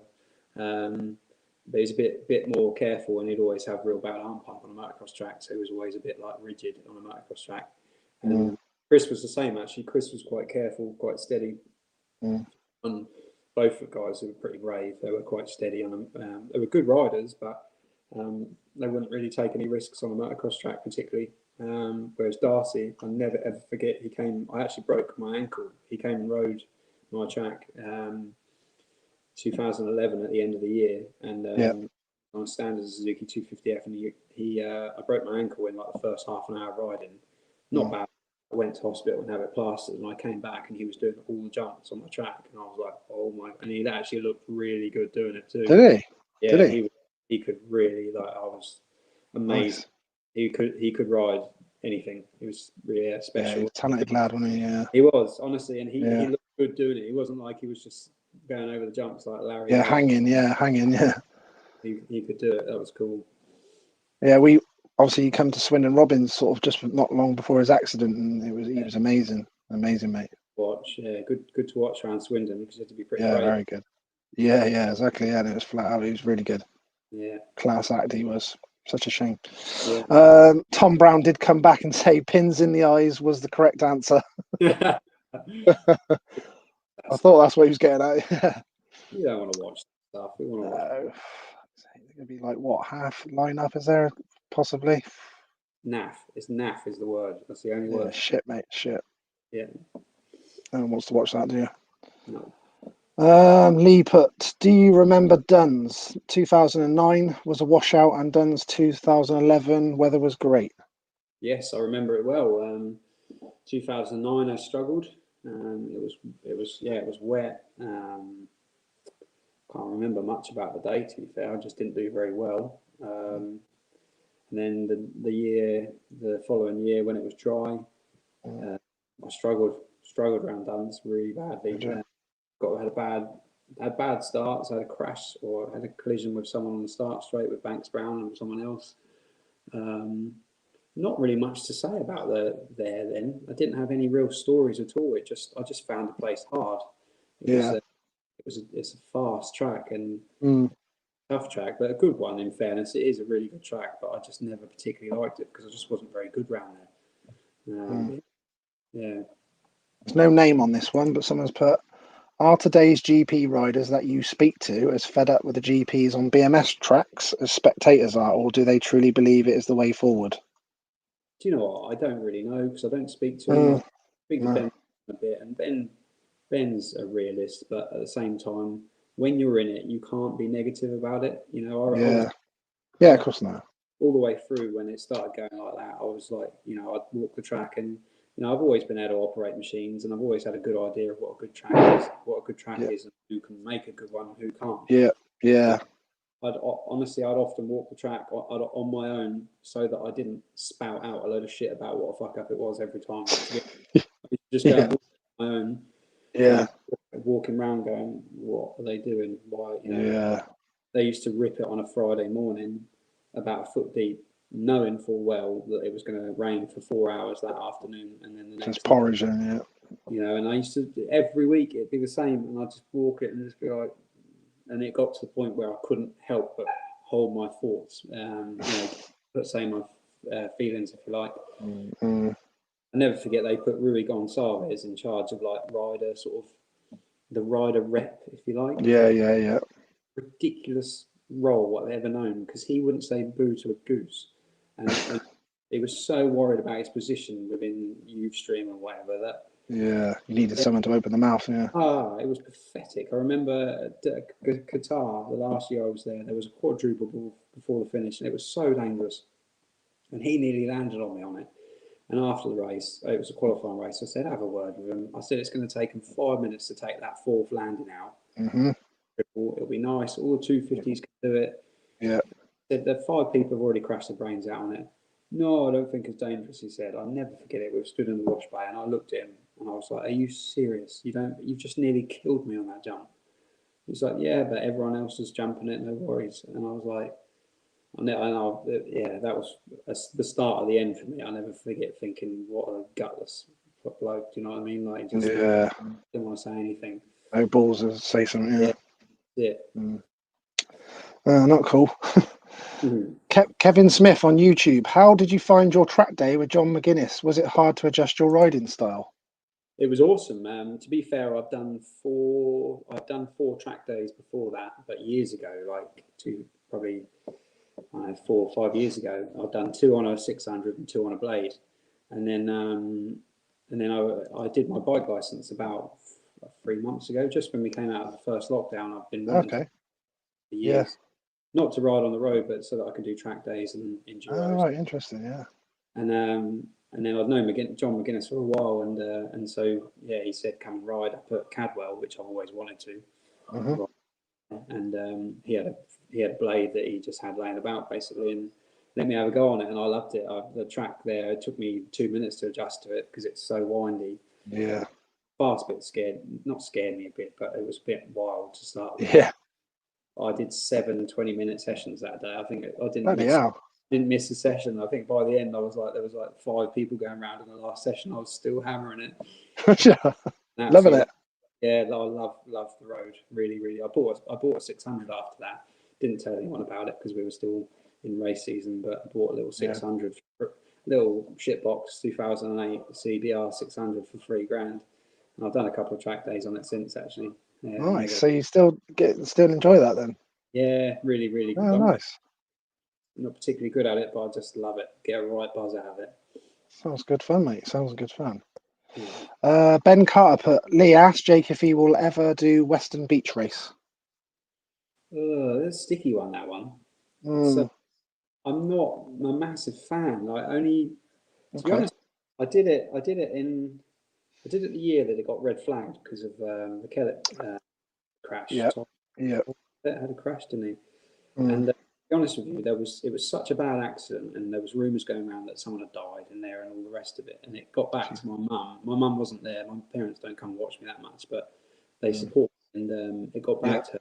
It was really bad. And I mean, there was injuries there, obviously. And rang me when I got back to the van, because we couldn't go back to the van for ages because they weren't sure whether they were going to run it or not again. Right. And I think she had a bit of a panic attack over it, and she rang me when I eventually got through to her, and she said, "Don't ever do that again. Don't, just promise me you'll never ever do it again." And so, unless they change it a little bit, which it has changed since then, in fairness, I think out of respect, she doesn't slow me up and stop me from doing too much, but she's my number one, so I've got to be a bit careful. Yeah, exactly. You've made a promise, mate. You can't. Yeah, that's it. Can't go back on that one. Barnaby Pratt put, Jake's career highlight was Defo giving the wanker sign over the tabletop to Tomac at the MX Donations at Valkenswaard 2013. Knew that. I don't actually know about this. So it was Teufenthal, not Valkenswaard. Oh, right, okay, yeah. And there's a picture of it. I don't have. Is there? I need to see that. Yeah, he basically, the story is he gave me a nudge. Yeah. I mean, he's an aggressive rider, isn't he? And he was going quicker than I was. And he gave me a nudge right on the side of the bike, the turn before, made a load of noise and a load of revs. And as I said, I'm not an angry person, but on a bike, I hold a bit of a temper. Yeah. And went over this set of rollers and looked over and sort of whipped out a bit and just went, "Can I give him?" That's brilliant. Yeah, So I someone's think got a picture of that, have they? yeah, MX5 took a picture of it. Did they? MX5, yeah. That's the Put it on my James's. story actually, but yeah, I'll give him. It was a big wanker sign as well. Like and to Was be it? fair, for like 2 laps, he stuck behind. I think he was like, "What is that all about?" Yeah, what's this guy doing? But yeah, and I managed to actually get it a bit sideways as well, like in the air. So Really cheeky as well, yeah. I threw my head around and was like, "You can fuck off." That's brilliant. I like that, Jake. Loving it. Oh, hello. Someone else. What's this? Craig Mav Parker. Did he ever apologise to Gert Krestenoff for punting him in the fence at Ling in 2014 or 15? To be Getting fair, house to now, here, Jake. yeah, I remember that. It was the last. That was Yeah. the finish turn at Ling. Yeah, and I never did. But I've always got on with Gert. To be fair, and he's such a nice old boy that I don't even think he ever like held it against me at all. But yeah, I hit him pretty hard coming down where the checker flag is. Came down the inside of him, and I was fed up. I couldn't pass him. I was fed up. Give him a little nudge, and he went over the berm and into the tyres or into the fence.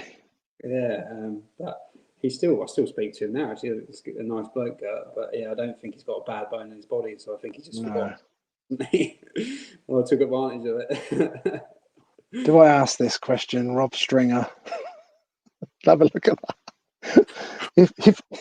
If you could be any of the Spice Girls, which one would it be?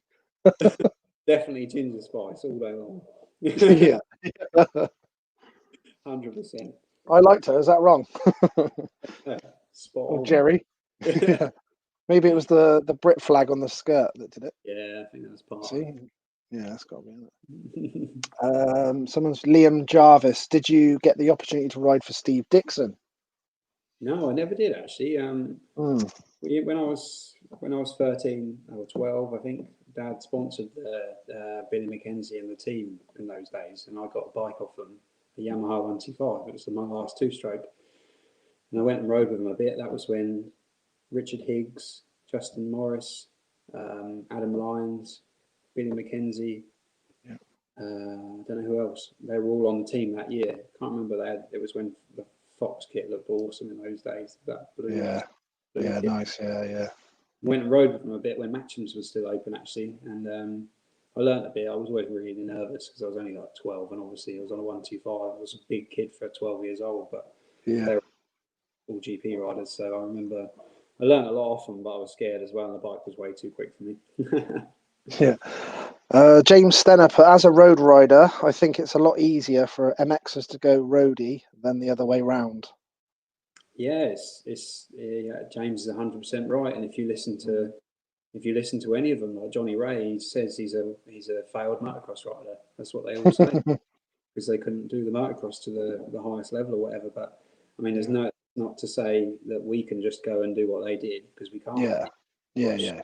With all due respect, I mean, Graham Irwin's done amazing, but he was top level British champion, and then went to road racing, and he's finding it tough to get in the top 15 of a BSB race. And I mean, it's amazing how good he's done in a short period is amazing. I'm not taking that away from him, but I think out of respect for the likes of Johnny Ray, it shows how good those boys are, because I think for a motocross rider, we can get to a good level at road racing pretty quick. Like I've done 6 track days, and I go in the fast group. I'm on 600, and I go in the fast group with all the boys, and I don't get past that much. So I can hold my own, but I'm no good. If I look at times, and I'm miles off, really, absolutely miles off to the good boys. And I think credit to the ones that can get that high level in the road racing. They're special what they can do. Someone's just put, would you ever try real road racing, as in like racing? Not now. There's too much money involved. I mean, they to get on a team, like you've got to put a lot of money in, and I can still earn a little bit racing motocross, and to me it's like it's a paid hobby that I'm good at, and I can still win a title. Whereas if I went to road racing, it's going to take me 15 years to get to that level. I'm sure. 15 years, if at all, to get to that level. A lot of money and a lot of sacrificing, and I'm not willing to do that when I'm at such a high level in a sport that I love already. You know. Yeah. Is that obviously the big thing for you to be obviously British champion? Yeah, massive. Yeah, yeah. It's really, you know, apart from enjoying the riding and the racing as much as I do, it's a massive part of why I'm still in it. You know, I don't, you know, got, you know, I've really have got a full time purpose and outside of racing, you know, with work, and and it is full on. I know a lot of people probably think I just wank about and take pictures of diggers. No, really, a full time, Yeah, proper, yeah, yeah, yeah, proper. And so, you know, for me to race, the people around me, like Dave Thorpe, you know, they can see how much I love it because yeah, I go out of my way to do it properly. Do you know what I mean? It really takes a lot, takes, you know, a lot of time in my normal life to do it. And but I do it because I still love it and I still want to win and I still believe I can win. So, you know, why would I not do it when I'm still at that level? I'd be mad. In 10 years' time, I think I'd look back and go, what an idiot. Why did you stop when you yeah, still be on one of the best teams, if not the best, and yep, still win? yep, yep. Makes sense, mate. You obviously got your number 45. What was the reason for your number 45? Couple of reasons, but mate, Yep. 50-50 is Bradshaw. I always liked him because he was a bit like, Yeah, yeah, yeah, didn't care what he did or said, or you know, yeah, always yeah. up for a bit of a Barney. And then also around that time, excuse me, my teammate was number 46, Jason Dugan, and so we were on Falkland Suzuki's, and we thought it looked good as well to have 45 and 46. Mm. Yeah, part of it really. Yeah, the only two real reasons. Okay, cool. Have you do you have any? Have you got any superstitions for Oh, all, racing? all sorts. Go on. I even know. Nah, just loads of stuff that you do that you don't even realise that you just keep doing. And I think to myself, one day I won't do this crap, and you put myself through it, but Yeah, you just do it. Do you know what I mean? And it's so funny, really, and you fit when you think about it. But when you do it right, it works. So I'll just keep doing it. But yeah, silly things, even down to making my Nutella sandwich in between races a certain way. It's ridiculous, honestly. oh, so you're real specific, yeah. Yeah, it's funny, really. But I guess the main one that I guess I'm happy to share is that I'm really tidy. Yeah. If you ever look at, OCD or no, not OCD at all. okay. I'm just really, you know, I like have my setup so that if anything happens to me, everything's in place. Do you know what I mean? Okay. Yeah. So I've got my everything's there. You know, my clothes all folded up. Everyone, if anyone, you can just see what I've got, and it's all there. And do you know what I mean? It's just, Yeah, yeah. Organized like yeah. you know, there's nothing left laying about at all. It's kind of, I guess that's the only real standout one that you know is there. Okay. Is there any other sports you like watching or even doing? You mentioned trials, obviously, but Yeah, trials. I've not really only been into it recently because of lockdown. I've sort of yeah. play on that. I'm no good at it as Mm, well. Like mm, Dylan, try and get better at it because I'm crap at it. But no, road racing, obviously a bit of that. Jet skiing, I like a bit of mountain biking, but just a petrol head to be honest with you. Massive petrol head. I don't really like watching car racing. I like driving a car. I've got lucky enough to have a nice car, and I like doing track days in that. Don't yeah. really on the road because it's dangerous. Um, but no, not really. Otherwise, just massively into diggers. Obviously, a bit sad, really, but that's the other side of it. But otherwise, just love bikes. Absolutely love bikes. To be fair, it's good fun in diggers as well, isn't it? Yeah, it is. Yeah, I must admit. I think if I'm honest with myself, if I was doing 10.5 hours in a seat every day, I'm sure I would see it in a different light. Yeah, yeah, yeah. If I'm honest and fair to people that do it like that, but I Mm, do love it properly. yeah, Love being in around it. But no, otherwise, no real hobbies. Otherwise, that I can. I obviously I'm into RC cars. I love playing with them. Don't yeah. really get a chance at the minute, but I do used to do that a lot with Carl. I used to do I was it. just about to say, Nunny did all that, didn't he? He Yeah, sprayed them and all that. Didn't he spray that's them? it. Yeah, Yeah. used to go to his every week and race RC cars, and haven't been able to do it like the last couple of years because just obviously busy and whatever. But Yeah. enjoying doing that. And yeah, no, otherwise I'm a very simple man that just loves the bikes like everyone else. And I just really like racing though. I'm a big racer. If you Yeah. anything, to be honest. If you put me in a car, I'd get a real kick out of it as long as I'm racing someone. Yeah, can't let anyone outbrake you, that sort of thing. Yeah. Into a roundabout. I still do that now. It's a real bad habit. Real bad habit. Have you had any memorable race that you still think about now? That obviously during your career to date has been a memorable race that you still remember? Yeah, I think realistically, Valkenswaard in 2013 when I got my first ever overall podium. Yeah, was got to be a highlight. I think earlier on, yeah.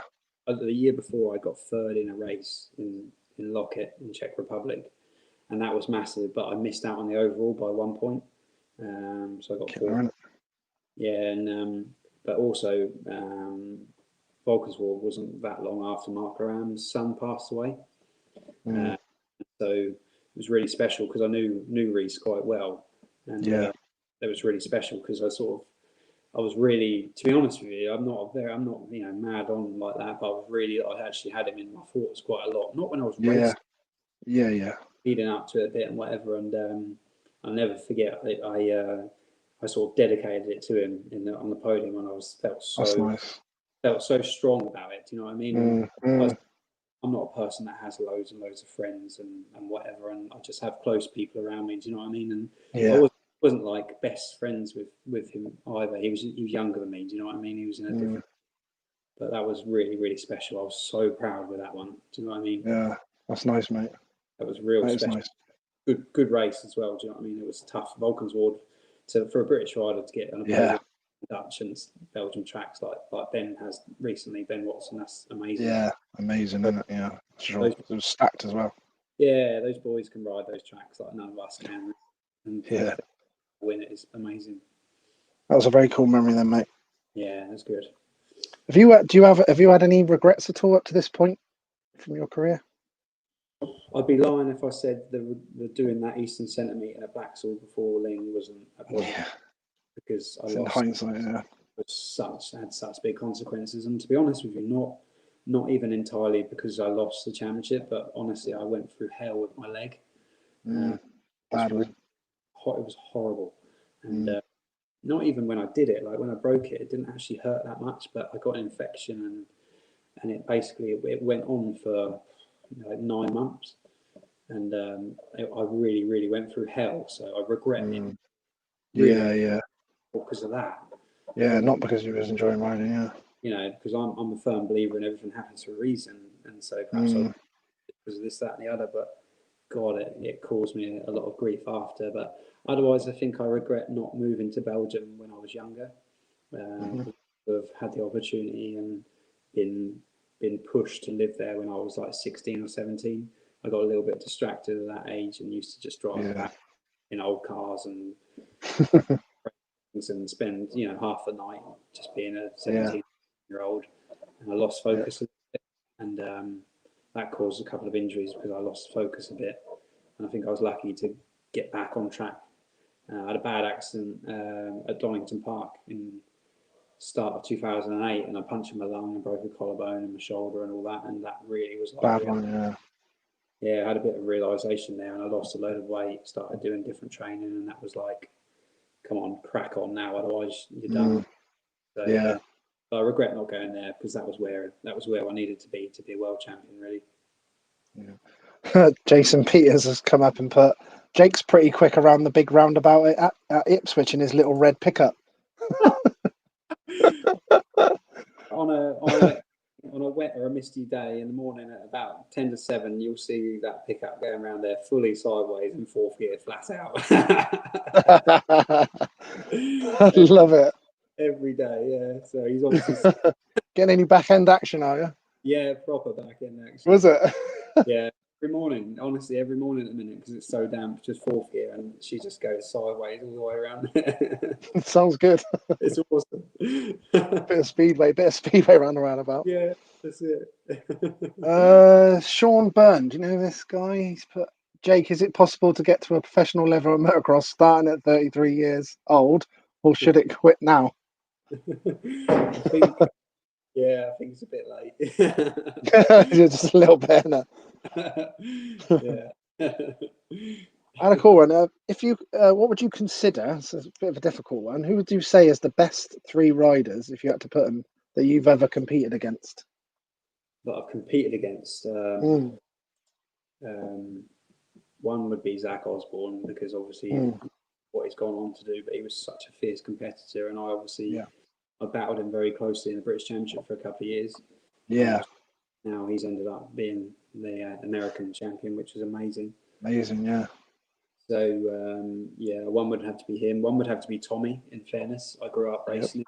Started racing him when we were both 6 years old, hmm and we're the two that have kind of gone all the way through, and we're still at it at that same age group. And he's obviously done a lot better than I have throughout his career. So yeah, be silly if I didn't mention him really in that. yeah, And then I guess it's a mix really. I mean, I was fortunate. I was in my sort of early days of Grand Prix when Roxon came in, so I witnessed yeah, him yep, very talented, yeah. his first Grand Prix in Portugal. I witnessed it. Obviously, I was part of that, and I was racing him, and then Hurlings as well. They both kind of crept in when I was in coming up, as well. Yeah, So, yeah, um, so yeah, I think probably those guys were, were the ones that would stand out in my career. Obviously, they're amazing. They're icons now, and I kind of was caught in amongst it and saw it all kind of mhm, come go a little bit. Do you know what I mean? yeah, yeah, yeah. I got one here. There's no name on it. Remember Jake from way back to 1998 at the BYMX when he was Yeah, on a 60, and still to this day he was one of the best riders in the country. Great interview. yeah, they were back in the day. British Championship. That was when BYMX was actually the schoolboy British Championship, rather than there being about 30 championships now that no one knows who's on. Yeah. I think Did you do school any BSMA as well, Jake? Did you when you was in 60? Did you do BSMA as well? I didn't do many BSMAs on 60. I think I might have Mm, done two, but I did more BSMAs on an 80, on a small wheel 80. We did a yeah. few. Where did we go? We went to some funny tracks. I remember thinking like, Jesus Christ, they were like goat tracks to me really, because I'd been growing up as a private school kid riding around to Mildenhall and all that, and then I was Yeah, like yeah, yeah. down to some, what was one called? Oh, I'm trying to think what it was called. There was like barbed wire hanging out of the track, and oh, Oh shit. Sounds where, rotten. can't remember where it was now. It's fucking funny name. Can't remember, but there were some good ones. And Maysmore was always one of my favourite ones down your Yeah, way. I raced that a lot in BSMA. I did, yeah. That was All like British and all that, and that's it. That was one of the yeah. first like really kind of what I would class as goat tracks in those days, which aren't goat tracks obviously, but in my eyes they were at the time, that I really got on with and got the gist of, if you like. But yeah, they were good days actually. Did you ride at Church Lynch? No, I didn't. No. No, there was a BSMA finals there in '98 because I didn't actually realise at the time. I won the expert class at the time in the BSMA in the '98, and it was at Church Lynch. And obviously, I started to watch the video back quite a long time after. You had Yeah. like Billy McKenzie was in the seniors. I didn't obviously realise at the time. And Lewis Gregory won the hundreds. No way. Yeah, and then you had Adam Chatfield won the 60s, and Tommy Searle was second on the only KTM in the 60s. So I was like, holy shit, it's like Tommy Searle's in there. Pikes of Brighton KTM. They had Yeah. his dad had an old library as a camper. I never.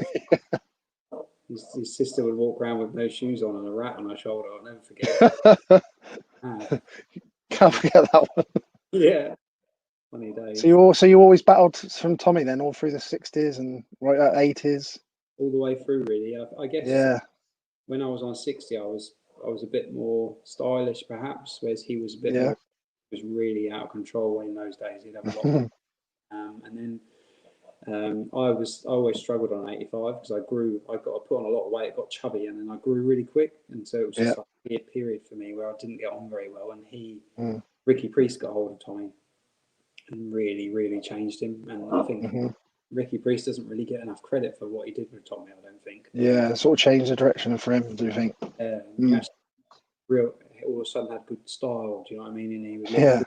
Change his technique, didn't it? Yeah. Before he was really out of control and was just a crash waiting to happen, and he really ironed him out. And I guess Tommy grew up as well and obviously got better anyway. Mm. But yeah, funny days. And Is there any guys that you normally sort of end up always clashing with on the track? Is there any sort of guys that you don't enjoy racing with too much? Is there any guys like that for you? Not so much now. No. Grand Prix, it was always Butron, Jose. Oh yeah, yeah, pretty sure. Yeah, Yeah, he used to get on my tits a lot. He was always good at starting, and then he was hard to pass. yeah, Real aggressive. So I yeah. struggled a bit with him for a few years, but sort of got the better of him a bit. Really, had him off the track a few times, but yeah, otherwise, trying to think who else really. I never really. Everyone always says Brad Anderson, but I never really struggled with Brad. You know, No, we had a coming together in 2014, which mangled my finger, which is why it looks like that. bit of a But weird shape. yeah, but it wasn't really his fault. I thought it was his fault at the time. Obviously, I did because I was looking for Yeah, someone to blame, but really, yeah, yeah. it was just a collision. Perhaps Racing it. you could have avoided it a bit, but whatever. It's kind of one of them, and I never really struggled with him. And sort of treat him how I want to be treated, and at the same time, I'll give him an elbow and I expect one back, and whatever. Really, it's kind of a lot of people really scared of him, and I don't really understand it. He's just done well, and he winning. Yeah, fair play to Mm, him. mm, Not young either now, but he's still a fit old boy. no. Yeah, he is. Yeah. I'll give you a couple more questions then, Jake, before we let you go. What's Thorpe like as a team manager? He's good. He's funny. He's like real quiet and doesn't say too much. Just works it out, and Yeah, he'll subtly say things. Do you know what I mean? You have to. yeah, I think he knows that he can't come in and roar into me. He's not like that anyway. But yeah, yeah, yeah. he doesn't do that. He sort of says the right things to sort of get me thinking a little bit. Do you know what I mean? And Yeah, yeah. you can see he gets frustrated if he tells you a lie and you don't take it. Mm. Done that a couple of times and felt really, sort of. He told me we went and looked at something and then just did the typical motocross thing, got the blinkers on and just kept hitting the same crappy line every lap, rather. Yeah, And felt a bit stupid, but no, he's good. He's yeah, good to ride for. He runs a good outfit. yeah, But, he says the right things. He knows what he knows. We know what he expects of us. Do you know what I mean? He doesn't yeah, expect us. We're there yeah, to yeah. It's a we're there standard. Yeah, we're there to perform. Yeah. fair enough. This is an interesting one for you. If you had the power to change anything about motocross, what would it be and why? Only one thing. Mm-hmm. To take the age rule out of my MX2 straight away. That's interesting. Yeah, yeah, yeah. It's an awful rule that has Mm, caused the end of so many careers. yeah, Was in my eyes, it's caused injuries. It's ruined our sport completely. And unfortunately, even though the MX, the British Championship, and the other series don't have this rule, it reflects it because the 250 rider rides a 250 in his other championships, doesn't he? And a 450 rides a 450. But like Tommy will be a world champion by now. Ben Watson will be a world champion next year. Do you know what I mean? next year, yeah, he's on a roll. Yeah, he would have stayed here. And I know you would say, yeah, but then Hurlings would have stayed there. But no, it's not how it works. Do you know what I mean? It's just people are just. Coyote was a 125 rider. He was whatever age. Puzar was a 125. Oh, yeah, I was going to say he wouldn't have won that one in '95 or whatever it was. But it was good, wasn't it, to see them riders? Yeah, you think of Bartolini and Coyote Yeah, and McFarlane, like in 05, they were battling with Ben Townley for a world championship. That was a proper yeah, world championship. Ben Townley yeah, was it not was. 18. Those boys were like 30. Mm, Bartolini, 3 or 4. But they were mm, battling for a world championship, and it was awesome racing. yeah, And I'm saying that there isn't at times awesome racing in the MX2, but it's an under 23 world championship. It's not an MX2 yeah. world championship. It's an under No, 20. You know what I mean? And what's the point in this European Championship? What is the point in that if they're doing an under 23? I do not get it, and you'll never ever argue with me with it. I'd never listen to someone argue it. It's a ridiculous rule, and they need to the faster that changes the better. Really, it's mad and it's ruined the money side of things. Like the likes of myself and many others like Ben now. Obviously, Ben's gone that next level, really. But yeah, his last 3 years, he's had some money out of the game in that mm, class. I mean, he's mm, earned money. I was mm, earning good my last 2 years. I got on a yeah, 450 and it went straight away. And yeah, I'm actually earning good money out of motocross. Do you know what I mean? yeah, You get in the age rule, you get thrown in with the Lions. Like the first year I was in MX1, there was 21 Grand Prix winners in the top 20, or 21 obviously in the class. Yeah. No, and it just, I don't know, it's ridiculous. Yeah, man. Because when I spoke to Dobby on Sunday just gone, he pretty much brought up that as well and said, like, it's crazy. Yeah, he didn't like it. Yeah. But then, interestingly, when I spoke to Stefan Everts, he actually liked the rule. Yeah, weirdly. well, he's won everything, so he probably would say that. yeah. I was racking my brain thinking, how old was he when he won the 125s? Trying to like. He's got a son that's coming into it as well, so perhaps it's that. I don't know, but maybe, yeah, maybe he's thinking that way. It's absolutely, bonkers. Like technically, you're sort of stopping guys from working, aren't you? If you're like, like you said, there's only so many team places in, the main MXGP or whatever. So where do they go from there if they're not ready for the big bike, for instance, or? Why are they making people ride a 450? Why should you ride a 450? Or maybe we want to race 250s. Maybe we enjoy 250 more. Yeah. It's stupid. Fair enough if you won 4 titles in a row or something, then yeah. But not like it's crazy. I think Dobby come out with this idea of having like some sort of wage cap thing or something on an MX2, so that if someone won a world championship or two, they'd want to move up to go and get the bigger money or whatever. But makes sense, maybe.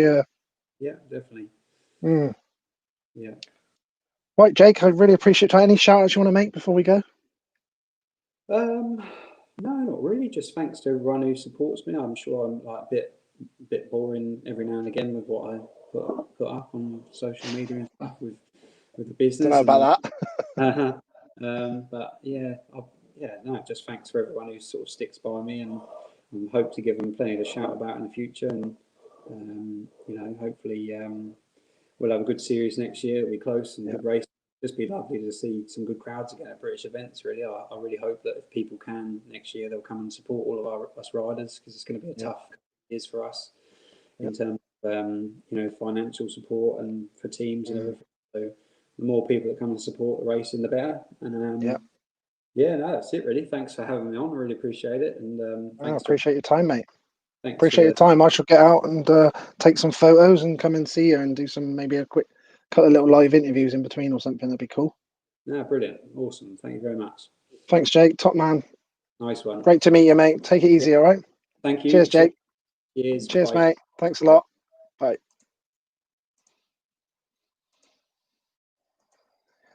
There we go, people. Great interview. I enjoyed that with Jake Nicholls. It's nice to... it's been great, obviously, speaking to a lot of legends and all stars of all eras. But it's quite nice to speak to someone as well that's obviously in the current setup of motocross and everything, and see his views and everything. Thanks, Lee. Thank you very much, James. So in case you didn't hear earlier on, just before you go, got some cool announcements on some interviews for you. So tomorrow night, I'm going to do the live draw for the Stefan Everts signed jersey. Thank you very much, Neil. Another great interview he's put. So I'm going to do that tomorrow at 7 p.m. Live draw for the Stefan Everts signed shirt. So I'll do that with the old spin the time roll around for you guys, and then get that sorted out. And then I'll have a massive bit of news at the weekend on Saturday for the next bike competition. So thanks, Dan. Cheers, mate. Great job he's put. So we've got that to look forward to. Massive bike competition that I'm sure you'll all love when I announce that, what it is and who's involved. Then I've got a really cool one for you that's been agreed tonight. On Sunday afternoon, 4 p.m. UK time, I shall be talking to former world champion and Supercross Lights champion, Mr. Ben Townley from New Zealand. So that'll be really cool. And fair play to him as well. He's actually getting up at 4:45 a.m. New Zealand time to do it before he goes off and does what he's doing. So fair play to him. He said, I'll get up at 5 a.m. so that we can have an interview with Ben. So that's amazing. Thank you very much, Gary. Thanks, Liam. Really enjoyed that. Mark, thank you very much, Mark. Jake's a cool guy, very cool. Whose helmet is that in the background, please, Lee? That is Tyler Rattray's helmet there, Lee. Kindly given to me to borrow by Mr. Tom Brown from Moto Extreme. He's got an amazing collection of stuff there. And if you can see in the background, there's a Neil Hudson 250 World Champion 1981 framed picture he's let me put for the background as well, with it signed as well, I believe. And then also Jeremy McGrath picture there that's framed and signed as well. You can probably see in the background there's a couple of shirts that will be in a competition down the line. Got a signed Jeffrey Hernan shirt, and I've actually got the race pants, really cool butt patch saying Into the Lion's Den, full worn kit as well. So that'll be on a competition soon. And then also you can probably see the Chad Reed shirt behind me as well, that's signed on the number 22. That was his full kit from the Matley GP he did. And I've got the bottoms to go with that, with 2-2 written on the butt patch as well. So yeah, so that'll be in another competition down the line as well to look forward to. Great interview. Thank you very much. Can't wait for BT, one of the nicest and most determined riders I got to know. That's awesome, Mark. Yep. So I'll be doing that Sunday afternoon with Ben Townley, 4 p.m. UK time. And then Monday evening, I've arranged to do a speedway one with former Team GB rider and Cradley Heavens legend, Simon Cross. So that'll be at 7 p.m. UK time on Monday evening.